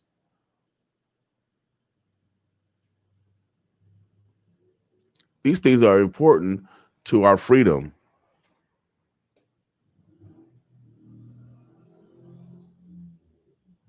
These things are important to our freedom. So I'm gonna give you a little bit of Malcolm X. This speech is called, I'm gonna give you a little bit of it because it's like 50 some minutes. I'll probably give about 10 minutes of it. This one is called The Ballot or the Bullet. This is by Malcolm X. Boss with me.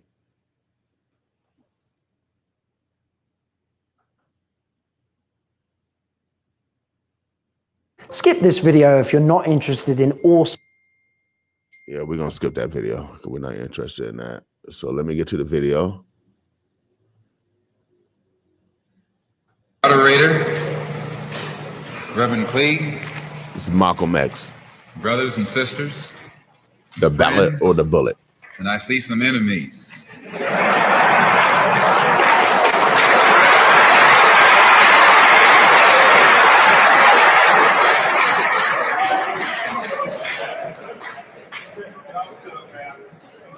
In fact, I think we'd be fooling ourselves if we had an audience this large and didn't realize that there were some enemies present.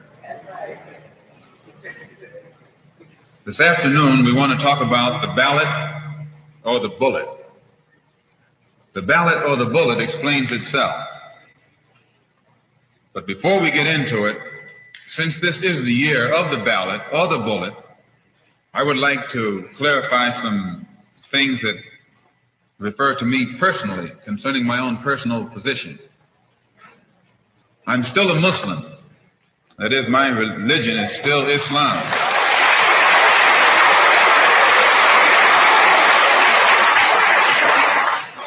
My religion is still Islam. I still credit Mr. Muhammad for what I know and what I am. He's the one who opened my eyes. And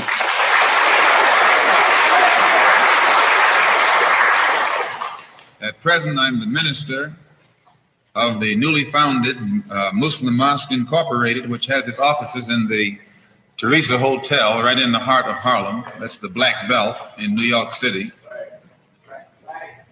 And when we realize that Adam Clayton Powell is a Christian minister, he has the Abyssinia Baptist Church, but at the same time, he's more famous for his political struggling.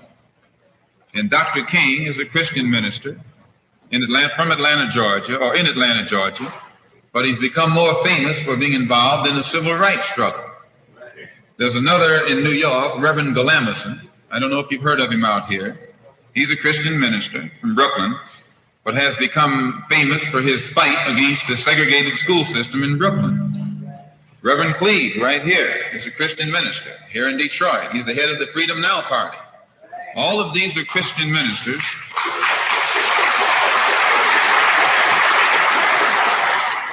All of these are Christian ministers, but they don't come to us as Christian ministers. They come to us as fighters in some other category. I'm a Muslim minister. The same as they are Christian ministers, I'm a Muslim minister. And I don't believe in fighting today in any one front, but on all fronts.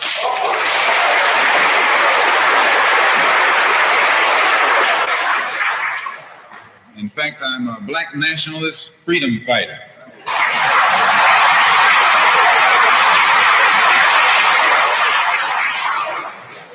Islam is my religion, but I believe my religion is my personal business.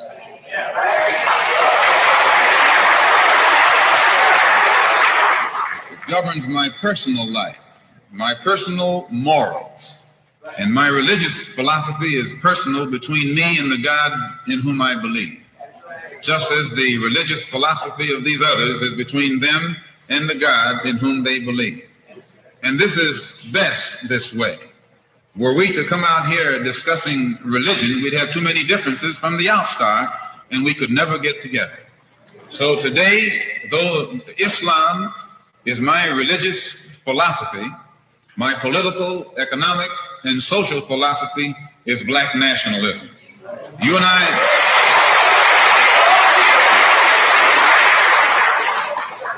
As I say, if we bring up religion, we'll have differences, we'll have arguments, we'll never be able to get together. But if we keep our religion at home, keep our religion in the closet, keep our religion between ourselves and our God, but when we come out here, we have a fight that's common to all of us against the enemy who is common to all of us.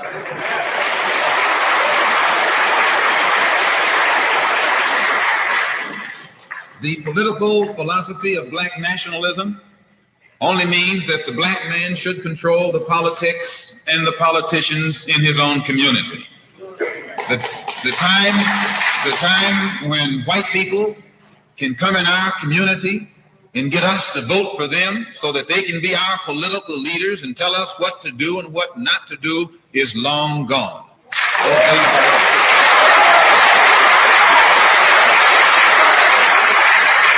By the same token, the time when that same white man, knowing that your eyes are too far open, can send another Negro into the community get you and me to support him so he can use him to lead us astray, those days are long gone.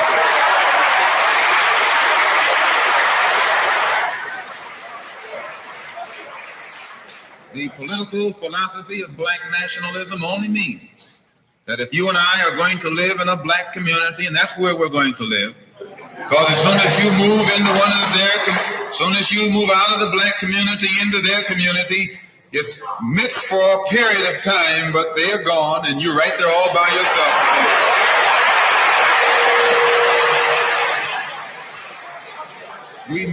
We must understand the politics of our community. And we must know what politics is supposed to produce. We must know what part politics play in our lives. And until we become politically mature, we will always be misled, led astray, or deceived or maneuvered into supporting someone politically who doesn't have the good of our community at heart. So the political philosophy of black nationalism only means that we will have to carry on a political program of re-education, to open our people's eyes, make us become more politically conscious, politically mature. And then we will, whenever we get ready to cast our ballot, that ballot will be cast for a man of the community who has the good of the community at heart. And the economic philosophy of black nationalism only means that we should own and operate and control the economy of our community. You would never find, you can't open up a black store in a white community. White man won't even patronize you. And he's not wrong. He got sense enough to look out for himself. And you who don't have sense enough to look out for yourself.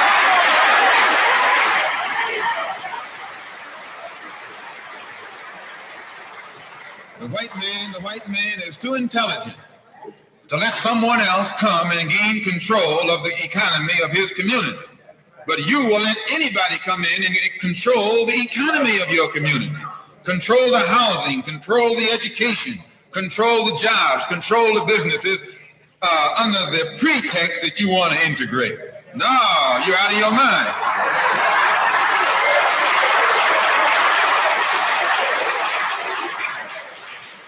The economic philosophy of black nationalism only means that we have to become involved in a program of re-education to educate our people into the importance of knowing that when you spend your dollar out of the community in which you live, the community in which you spend your money becomes richer and richer. The community out of which you take your money becomes poorer and poorer.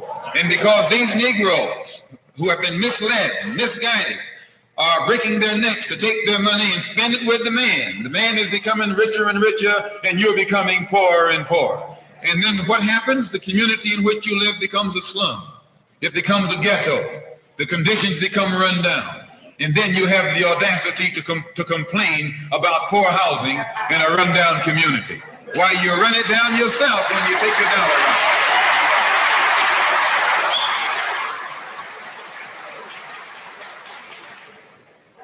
And you and I are in a double trap, because not only do we lose by taking our money someplace else and spending it, when we try and spend it in our own community, we're trapped because we haven't had sense enough to set up stores and control the businesses of our community. The man who's controlling the stores in our community is a man who doesn't look like we do. He's a man who doesn't even live in the community. So you and I, even when we try and spend our money in the block where we live or the area where we live, we're spending it with a man who, when the sun goes down, takes that basket full of money in another part of the town.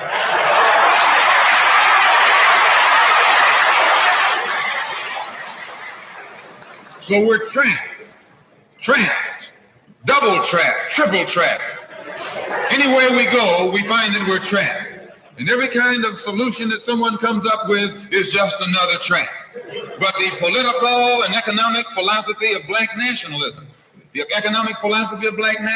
shows our people the importance of setting up these little stores and developing them and expanding them into larger operations. Woolworth didn't start out big like they are today. They started out with a dime store and expanded and expanded and expanded until today they're all over the country and all over the world, and they're getting some of everybody's money. Now this, what you and I in General Motors, the same way, didn't start out like it is. It started out just a little rat race type operation. and it expanded until today it's where it is right now. And you and I have to make a start. And the best place to start is right in the community where we live.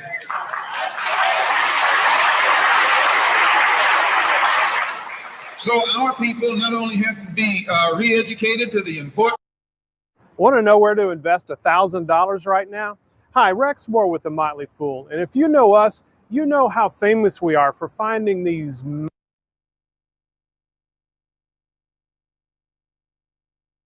supporting black business, but the black man himself has to be made aware of the importance of going into business. And once you and I go into business, we own and operate at least the businesses in our community. What we will be doing is developing a situation wherein we will actually be able to create employment for the people in the community. And once you can create some employment in the community where you live, it will eliminate the necessity of you and me having to act ignorantly and disgracefully, boycotting and picketing some cracker someplace else, trying to beg him for a job.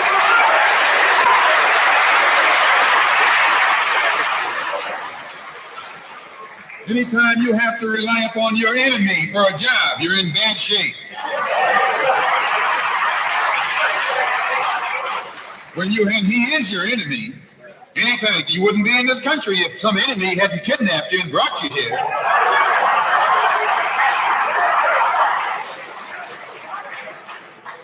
On the other hand, some of you think you came here on the Mayflower.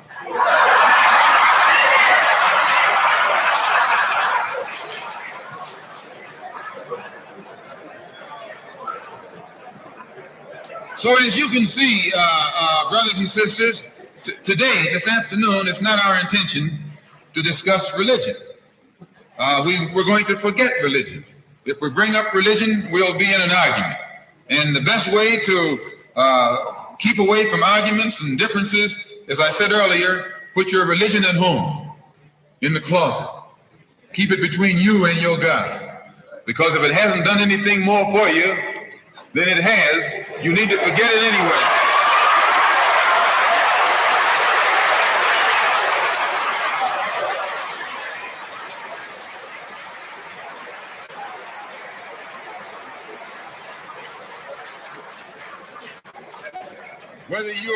Whether you are a Christian or a Muslim or a nationalist, we all have the same problem. They don't hang you because you're a Baptist, they hang you because you're black.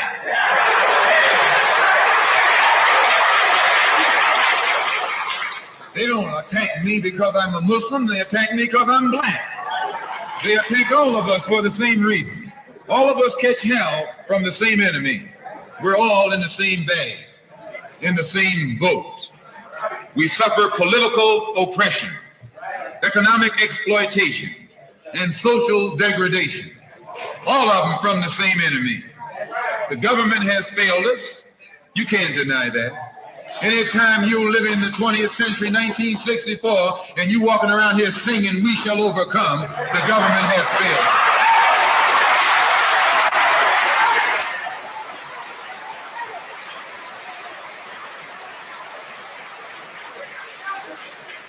This is part of what's wrong with you. You do too much singing.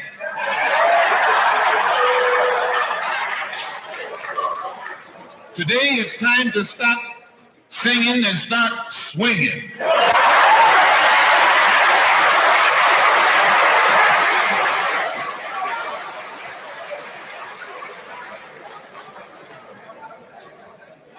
You can't sing up on freedom, but you can swing up on some freedom.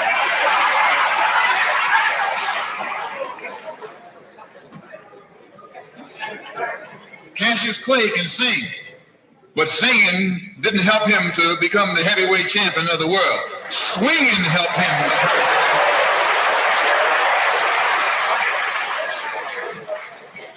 But this government has failed us. The government itself has failed us. And the white liberals who have been posing as our friends have failed us. And once we see that all these other sources to which we turn have failed, we stop turning to them and turn to ourselves. We need a self-help program, a do-it-yourself philosophy. do it right now philosophy. It's already too late philosophy. This is what you and I need to get with. And the only way we're going to solve our problem is with a self-help program. Before we can get a self-help program started, we have to have a self-help philosophy. Black nationalism is a self-help philosophy. What's so good about it, you can stay right in the church where you are and still take black nationalism as your philosophy. You can stay in any kind of civic organization that you belong to and still take black nationalism as your philosophy. You can be an atheist and still take black nationalism as your philosophy. This is a philosophy that eliminates the necessity for division and argument. Because if you're black, you should be thinking black. And if you're black and you're not thinking black at this late date, well, I'm sorry for you.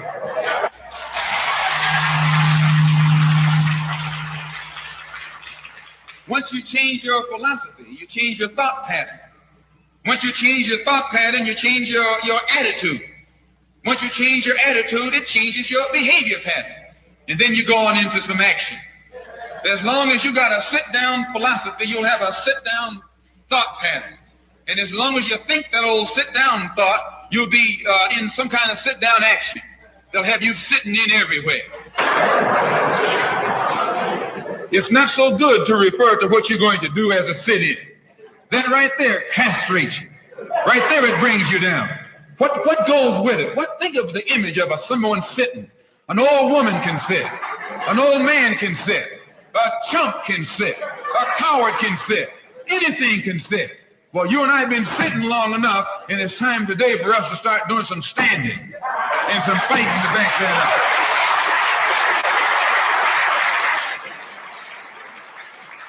When we look at other parts of this earth upon which we live, we find that black, brown, red, and yellow people in Africa and Asia are getting their independence. They're not getting it by singing, "We shall overcome." No, they're getting it through nationalism. It is nationalism that brought about the independence of the people in Asia. Every nation in Asia gained its independence through the philosophy of nationalism. Every nation on the African continent that has gotten its independence brought it about through the philosophy of nationalism. And it will take black nationalism that to bring about the freedom of 22 million Afro-Americans here in this country where we have suffered colonialism for the past 400 years.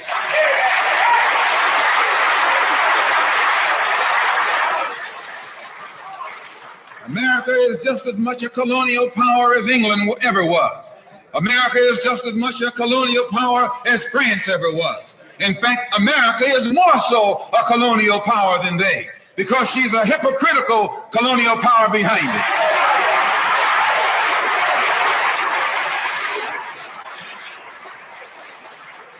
What do you call second-class citizenship?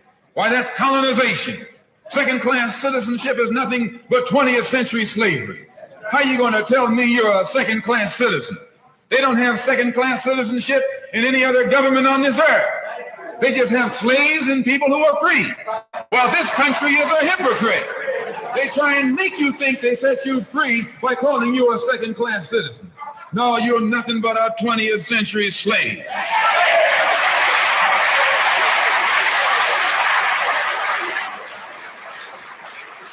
Just as it took nationalism to remove colonialism from Asia and Africa, it'll take black nationalism today to remove colonialism from the backs and the minds of 22 million Afro-Americans here in this country. And 1964 looks like it might be the year of the ballot or the bullet.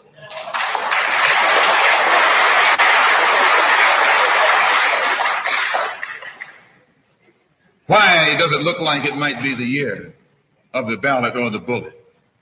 Because Negroes have listened to the trickery and the lies and the false promises of the white man now for too long. And they're fed up. They've become disenchanted. They've become disillusioned. They've become dissatisfied. And all of this has built up frustrations in the black community that makes the black community throughout America today more explosive than all of the atomic bombs the Russians can ever invent. Whenever you got a racial powder keg sitting in your lap, you're in more trouble than if you had an atomic powder keg sitting in your lap. When a racial powder keg goes off, it doesn't care who it knocks out the way. Understand this, it's dangerous. And in 1964, this seems to be the year. Because what can the white man use now to fool us? After he put down that march on Washington, and you see all through that now, he tricked you, had you marching down to Washington. Yes, had you marching back and forth between the feet of a dead man named Lincoln and another dead man named George Washington, singing "We Shall Overcome."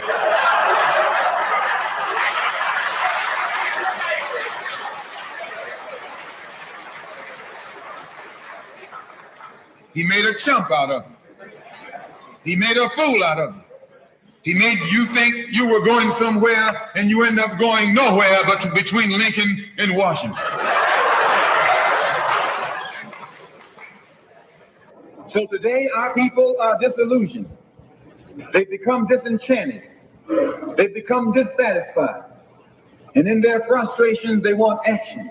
You'll see this young black man, this new generation, asking for the ballot or the vote. That old Uncle Tom action is outdated. The young generation don't want to hear anything about the odds are against us. What do we care about odds?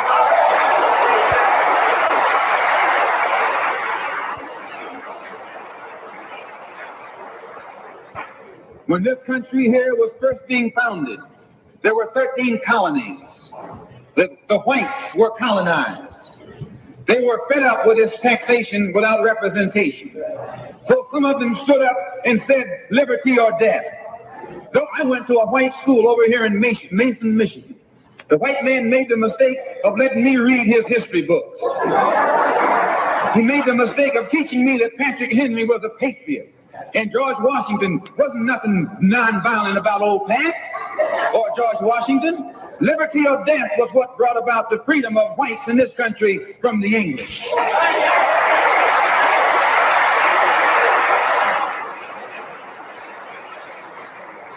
They didn't care about the odds.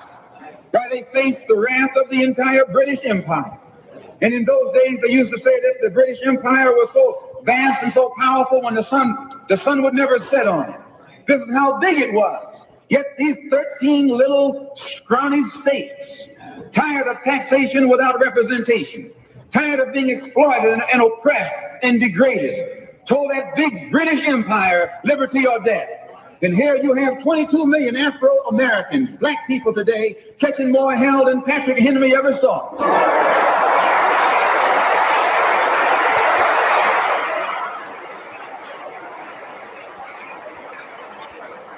And I'm here to tell you, in case you don't know it, that you got a new generation of black people in this country who don't care anything whatsoever about odds. They don't want to hear you, old Uncle Tom, handkerchief heads talking about the odds.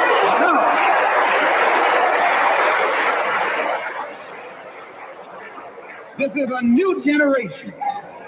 If they're going to draft these young black men and send them over to Korea or South Vietnam to face 800 million Chinese.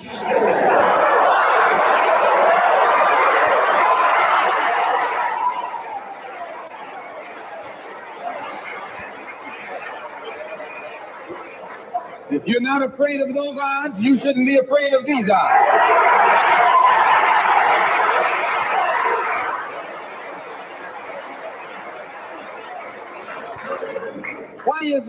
Why does this loom to be such an explosive political year? Because this is the year of politics. This is the year when all of the white politicians are going to come into the Negro community. You never see them until election time. You can't blame them until election time. They're going to come in with false promises. And as they make these false promises, they're going to feed our frustrations. And this will only serve to make matters worse. I'm no politician. I'm not even a student of politics. I'm not a Republican, nor a Democrat, nor an American, and got sense enough to know it.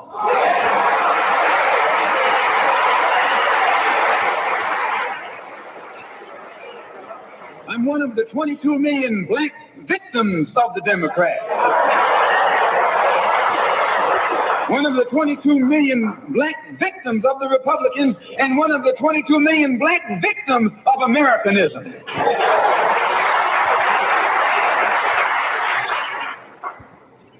And when I speak, I don't speak as a Democrat or a Republican. I speak as a victim of America's so-called democracy.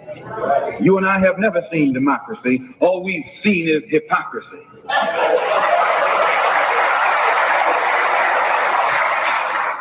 When we open our eyes today and look around America, we see America not through the eyes of someone who has enjoyed the fruits of Americanism.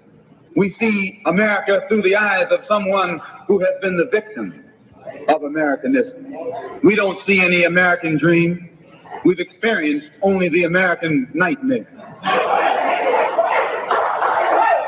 We haven't benefited from America's democracy. We've only suffered from America's hypocrisy. And the generation that's coming up now can see it and are not afraid to say it. If you go to jail, so what? If you're black, you were born in jail.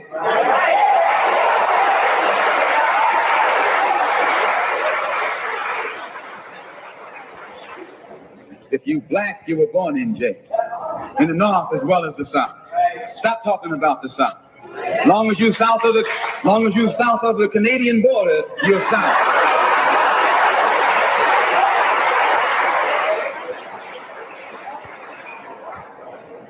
Don't call Governor Wallace a Dixie governor. Romney is a Dixie governor.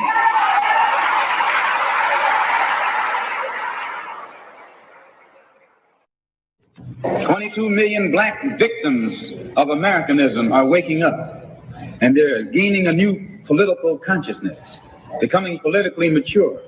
And as they develop this political maturity, they're able to see the recent trends in these political elections. They see that the whites are so evenly divided that every time they vote, the race is so close, they have to go back and count the votes all over again. And which means that any block, any minority that has a block of votes that stick together is in a strategic position. Either way you go, that's who gets it. You're in a position to determine who go to the White House and who stay in the doghouse. You're the one who has that power. You can keep Johnson in Washington, D.C., or you can send him back to his Texas cotton patch.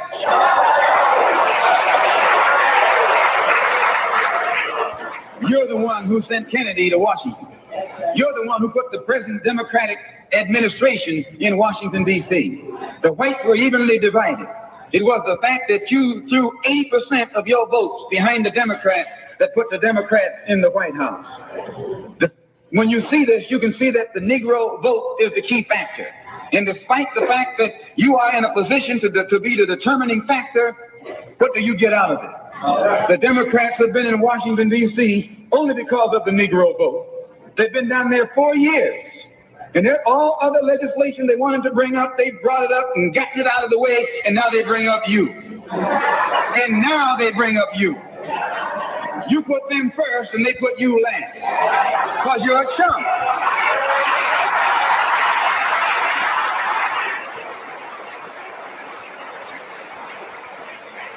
A political chump.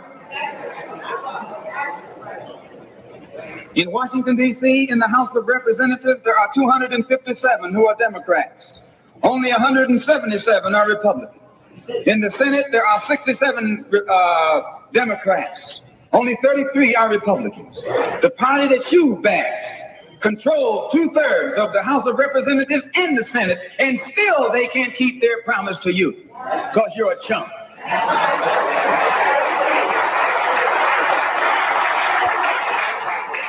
Anytime you throw your weight behind a political party that controls 2/3 of the government, and that party can't keep the promise that it made to you during election time, and you are dumb enough to walk around continuing to identify yourself with that party, you're not only a chump, but you're a traitor to your race.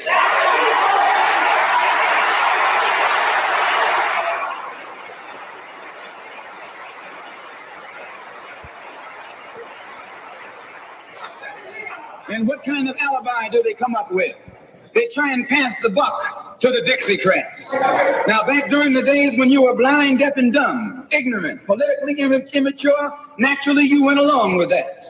But today, as your eyes come open and you develop political maturity, you're able to see and think for yourself. And you can see that a Dixiecrat is nothing but a Democrat in disguise. You look at the structure of the government that controls this country. It's controlled by 16 senatorial committees and 20 congressional committees. Of the 16 senatorial committees that run the government, 10 of them are in the hands of Southern segregationists. Of the 20 congressional committees that run the government, 12 of them are in the hands of Southern segregationists. And they're going to tell you and me that the South lost the war.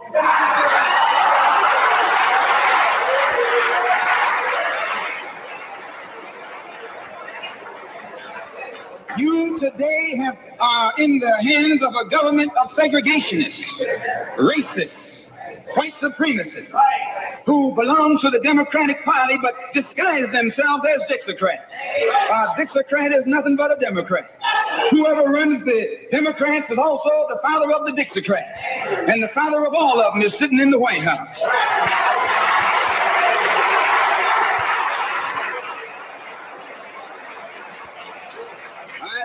I say it again. You got a president who's nothing but a Southern segregationist.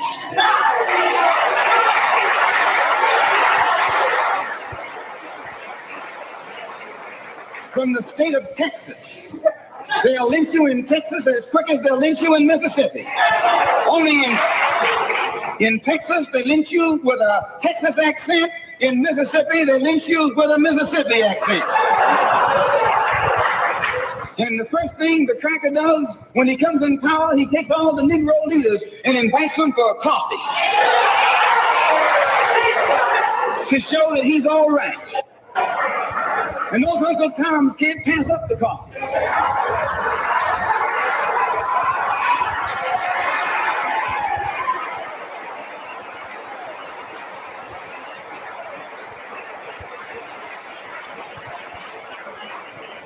They come away from the coffee table telling you and me that this man is all right. Because he's from the South. And since he's from the South, he can deal with the South. And look at the logic that they're using. What about Eastland? He's from the South. Make him the president. If Johnson is a good man because he's from Texas, and then from Texas, well, if Johnson is a good man because he's from Texas, and then from Texas will enable him to deal with the South, Eastland can deal with the South better than Johnson. Oh, I say, you've been misled. You've been had. You've been took.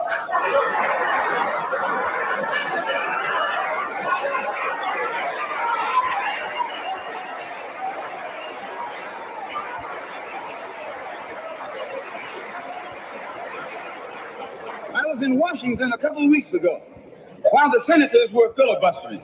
And I noticed in the back of the Senate a huge map. And on this map, it showed the distribution of Negroes in America. And surprisingly, the same senators that were involved in the filibuster were from the states where there were the most Negroes. Why were they filibustering the civil rights legislation? Because the civil rights legislation is supposed to guarantee voting rights to Negroes in those states. And those senators from those states know that if the Negroes in those states can vote, those senators are down the drain.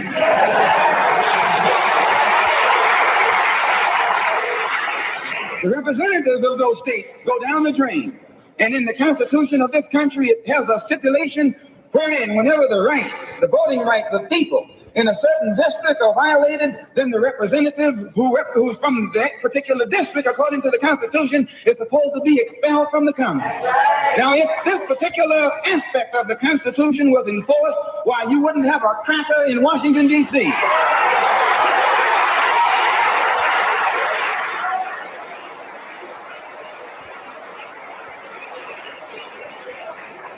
But what would happen when you expel the Dixiecrat? You're expelling the Democrat.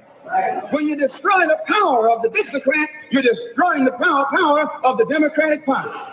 So how in the world can the Democratic Party in the South actually side with you in sincerity when all of its power is based in the South. These Northern Democrats are in cahoots with the Southern Democrats.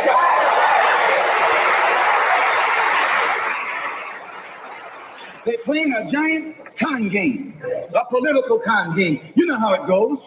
One of them comes to you and make believe he's for you. And he's in cahoots with the other one that's not for you. Why? Because neither one of them is for you. But they got to make you go with one of them or the other. So this is a con game. And this is what they've been doing with you and me all these years. First thing Johnson got off the plane, when he became president, he asked, "Where's Dickie?" You know who Dickie is? Dickie is old Southern cracker Richard Russell. Look here. Yes. Lyndon B. Johnson's best friend is the one who is ahead, who's heading the forces that are filibustering civil rights legislation. You tell me, how in the hell is he going to be Johnson's best friend?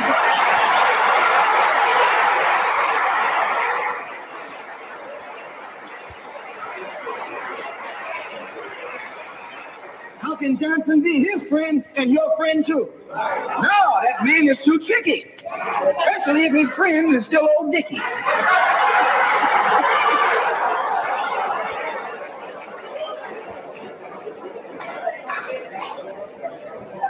Whenever the Negroes keep the Democrats in power, they're keeping the Dixiecrats in power. This is true. A vote for a Democrat is nothing but a vote for a Dixiecrat. I know you don't like me saying that, but I'm not the kind of person who come here to say what you like. I'm going to tell you the truth whether you like it or not.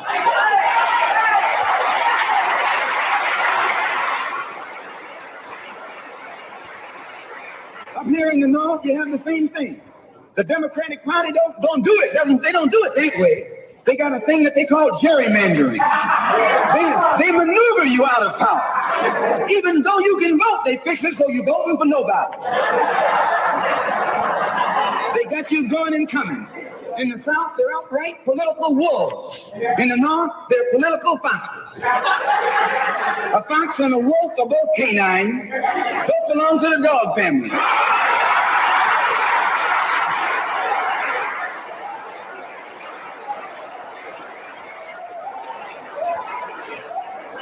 Now, you take your choice.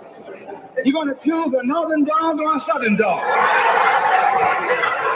Because either dog you choose, I guarantee you, you'll still be in the doghouse. This is why I say it's the ballot or the bullet. It's liberty or it's death. It's freedom for everybody or freedom for nobody.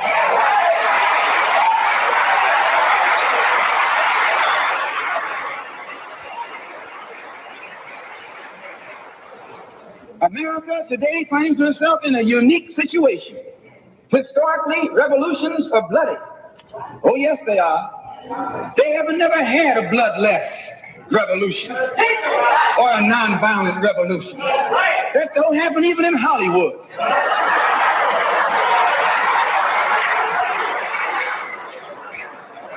You don't have a revolution in which you love your enemy. And you don't have a revolution in which you're begging the system of exploitation to integrate you into it. Revolutions overturn systems. Revolutions destroy systems. A revolution is bloody. But America is in a unique position. She's the only country in history in a position actually to become involved in a bloodless revolution. The Russian Revolution was bloody. Chinese Revolution was bloody. French Revolution was bloody. Cuban Revolution was bloody. And there was nothing more bloody than the American Revolution. But today, this country can become involved in a revolution that won't take bloodshed. All she's got to do is give the black man in this country everything he's doing. Everything.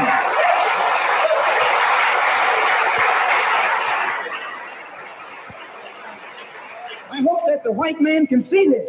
Because if you don't see it, you're finished.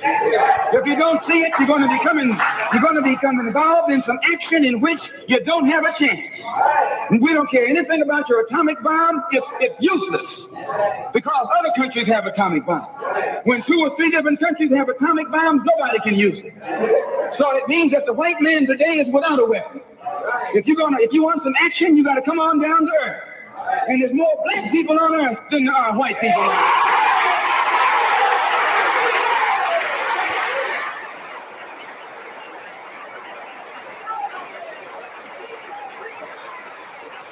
I only got a couple more minutes.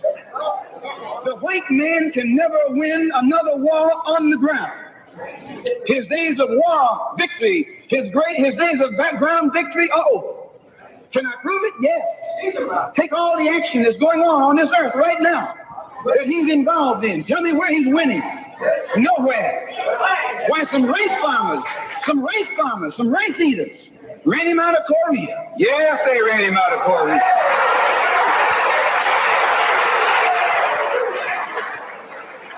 Rice eaters with nothing but gym shoes and a rifle and a bowl of rice. Took him and his tanks and his napalm and all that other action he's supposed to have and ran him across the Yalu. Why? Because the day that he can win on the ground is past. Up in French Indochina, those little peasants, rice growers, took on the might of the French army and ran all the Frenchmen. You remember Dien Bien Phu? No.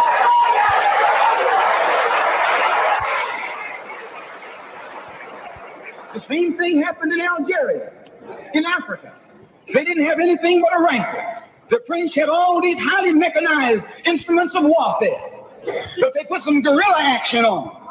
And a white man can't fight a guerrilla warfare. Guerrilla action takes heart, takes nerve, and he doesn't have that.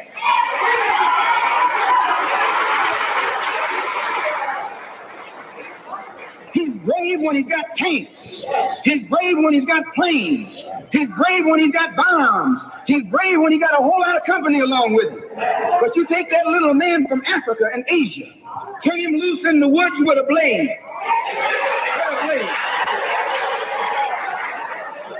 That's all he needs.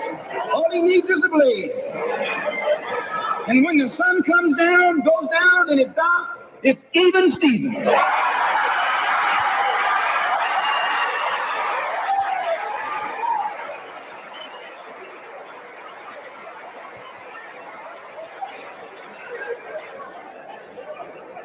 So it's the ballot or the bullet. Today our people can see that we're faced with a government conspiracy. This government has failed us. The senators who are filibustering concerning your and my rights, that's the government. Don't say it's Southern senators, this is the government. This is a government filibuster. It's not a segregationist filibuster. It's a government filibuster. Any kind of activity that takes place on the floor of the Congress or the Senate, that's the government. Any kind of dilly-dallying, that's the government. Any kind of pussyfooting, that's the government. Any kind of act that's designed to delay or deprive you and me right now of getting full rights, that's the government that's responsible. And anytime you find the government involved in a conspiracy to violate the citizenship or the civil rights of a people, then you are wasting your time going to that government expecting redress. Instead, you have to take that government to the world court and accuse it of genocide and all of the other crimes that it is guilty of today.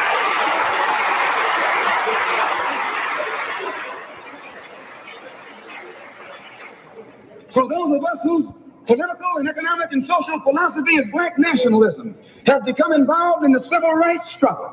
We have injected ourselves into the civil rights struggle, and we intend to expand it from the level of civil rights to the level of human rights. As long as you fight it on the level of civil rights, you're under Uncle Sam's jurisdiction. You're going to his court expecting him to correct the problem. He created the problem. He's the criminal. You don't take your case to the criminal, you take your criminal to court.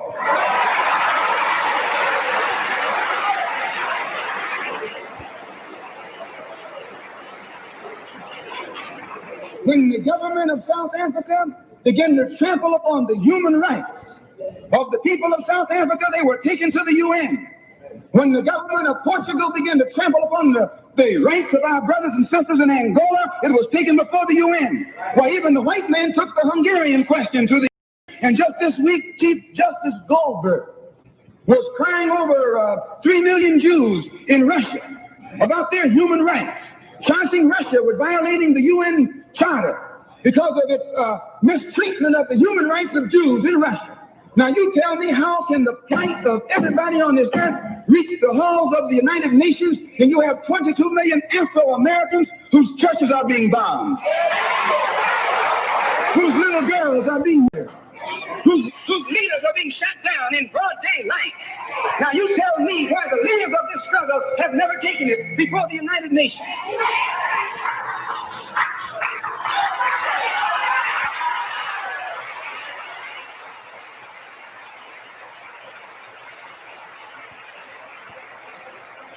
So our next move is to take the entire civil rights struggle problem into the United Nations.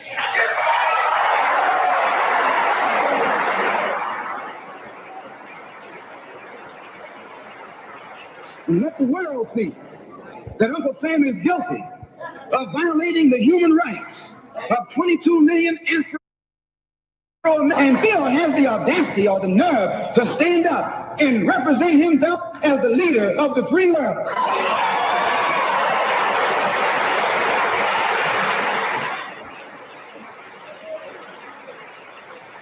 Not only is he a crook, he's a hypocrite. Here he is standing up in front of other people, Uncle Sam, with the blood of your and my mothers and fathers on his hands, with the blood dripping down his jaws like a bloody-jawed wolf, and still got the nerve to point his finger at other countries. You can't even get civil rights legislation.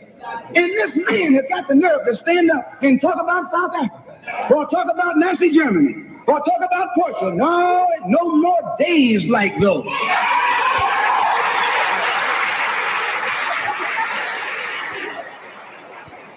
So I say in my conclusion, the only way we're going to solve it, we got to unite in unity and harmony. And black nationalism is the key. How are we going to overcome the tendency to be at each other's throats that always exists in our neighborhood? And the reason this tendency exists, the strategy of the white man has always been divide and conquer. He keeps us divided in order to conquer us.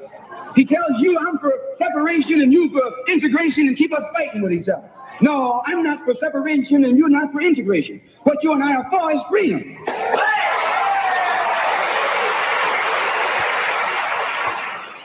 Only you think that integration will get you freedom. I think separation will get me freedom. We both got the same objective. We just got different ways of getting at it. So I studied this man, Billy Graham, who preaches white nationalism. That's what he preaches.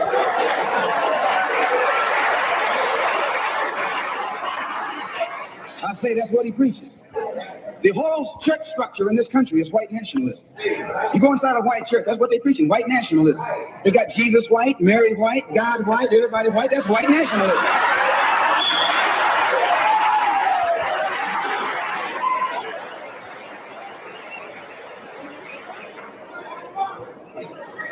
So what he does, the way he circumvents the jealousy and envy that he ordinarily would incur among the heads of the church. Whenever you go into an area where the church already is, you're going to run into trouble. Because they got that thing, what you call it, syndicated. So they got a syndicate, just like the racketeers have. I'm going to say what's on my mind, because the preachers already proved to you that they got a syndicate.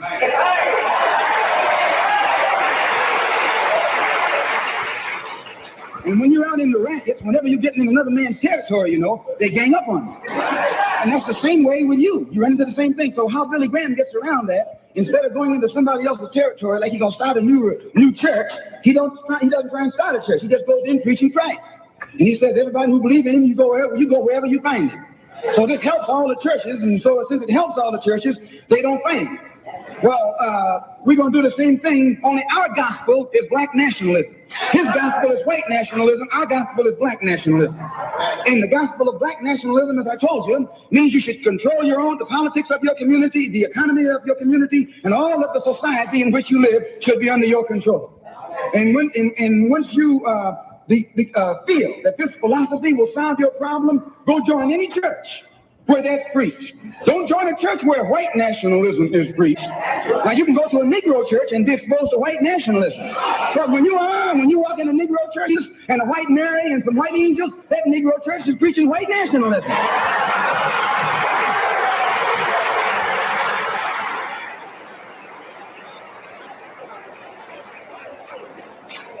When you go to a church and you see the pastor of that church with a philosophy and a program that's designed to bring black people together and elevate black people, join that church. Join that church. If you see where the NAACP is preaching and practicing that which is designed to make black nationalism materialize, join NAACP. Join any kind of organization, civic, religious, fraternal, political, or otherwise, that's based on lifting the black man up and making him master of his own community.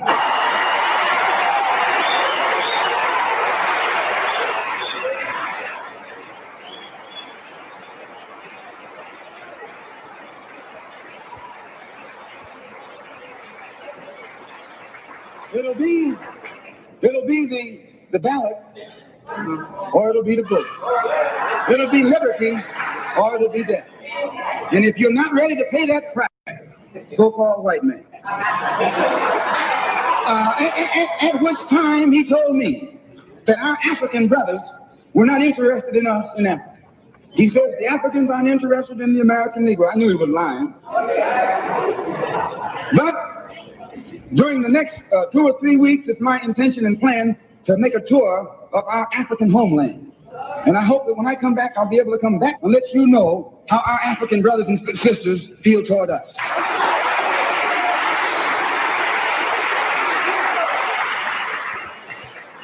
And I know before I go there that they love us. We're one. We're the same. The same man who has colonized them all these years colonize you and me too, all these years. And all we have to do now is wake up and work in unity and harmony, and the battle will be over. I want to thank the Freedom Now Party and the Goal. I want to thank Milton and Richard Henry for inviting me here this afternoon, and also Reverend Clegg. And I want them to know that anything that I can ever do at any time to work with anybody in any kind of program that is sincerely designed to eliminate the political, the economic, and the social evils that confront all of our people in Detroit and elsewhere, all they got to do is give me a telephone call and I'll be on the next jet right on into the city. Thank you.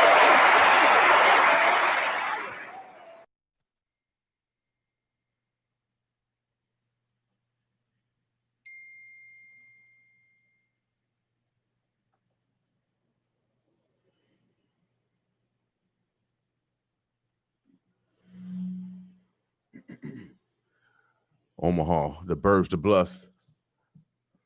Today is Winning Women Wednesday. We're about to get out of here. We want you guys to be purposeful, acknowledging the women in your lives today.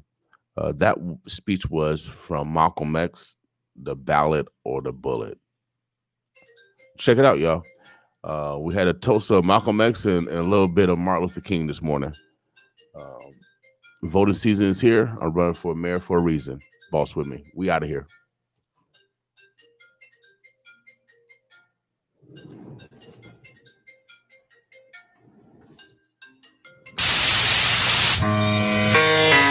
It's just a public service announcement. Are you tired of hearing about the coronavirus? Coronavirus! Well, it's real. I'm telling you, it's real. Now here's what I want y'all to do for me. Check this out, man. Don't panic. If you're sick, stay home. Stay away from me. It's contagious. Stay at least 6 feet away from others. The most dangerous disease. Coronavirus! Wash your hands frequently and practice good hygiene. Trying to show these people what time it is, boy. We can stop the spread of the virus. Coronavirus! Cover your mouth. Say it. You're contagious. So stay home, stop the spread, save lives. Most importantly, let's check on our elderly. Word up, you ain't going out like that. We're here to keep you informed. Coronavirus! Just get it real! Don't believe the hype. In the meantime, let's take care of ourselves and each other. Don't believe the hype. Are you a business person fed up with working for someone else? Are you in sales and tired of traveling for and selling for a company you don't own? You could partner with iTex, the country's largest retail trade exchange. iTex helps individuals and businesses increase sales, move idle inventory, open new markets, and build cash profit. Now is a great time to partner with us in this fast-growing business. Visit omaha.itex.com. Become an iTex partner. Visit omaha.itex.com. Go wash your hands, get the sanitizer. Go wash your hands, get the sanitizer. Go wash your hands, get the sanitizer. Go wash your hands, go wash your hands. Where your mask at? Put your mask on. If it's too lit, I can stay at home. Catching COVID-19, you be dead wrong. Keep it 6 feet, you be dead gone. I can't move without that mask, it's the same song. Every store I go into, gotta have it on. Yeah, the store empty, but the line long. Trying to use the soap, but it's all phone. It's a deadly virus, better pay attention. People out here dying, y'all better listen. Upper respiratory problems, even chest pain. It don't discriminate, this is not a race thing. Brought to you by Creighton University Center for Promoting Health and Health Equity, COVID-19 Project, North Omaha COVID-19 Community Task Force, and Healthy Village Collaborative. For more information, please go to empoweromaha.com/HVC.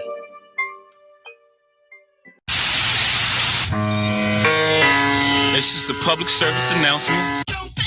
Are you tired of hearing about the coronavirus? Coronavirus! Well, it's real. I'm telling you, it's real! Now here's what I want y'all to do for me. Check this out, man. Don't panic. If you're sick, stay home. Go wash your hands, get the sanitizer. Go wash your hands, get the sanitizer. Go wash your hands, get the sanitizer. Go wash your hands, go wash your hands. Where your mask at? Put your mask on. If it's too lit, I can stay at home. Catching COVID-19, you be dead wrong. Keep it 6 feet, you be dead gone. I can't move without that mask, it's the same song. Every store I go into, gotta have it on. Yeah, the store empty, but the line long. Trying to use the soap, but it's all phone. It's a deadly virus, better pay attention. People out here dying, y'all better listen. Upper respiratory problems, even chest pain. It don't discriminate, this is not a race thing.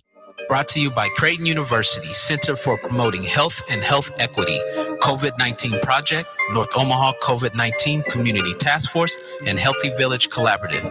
For more information, please go to empoweromaha.com/HVC.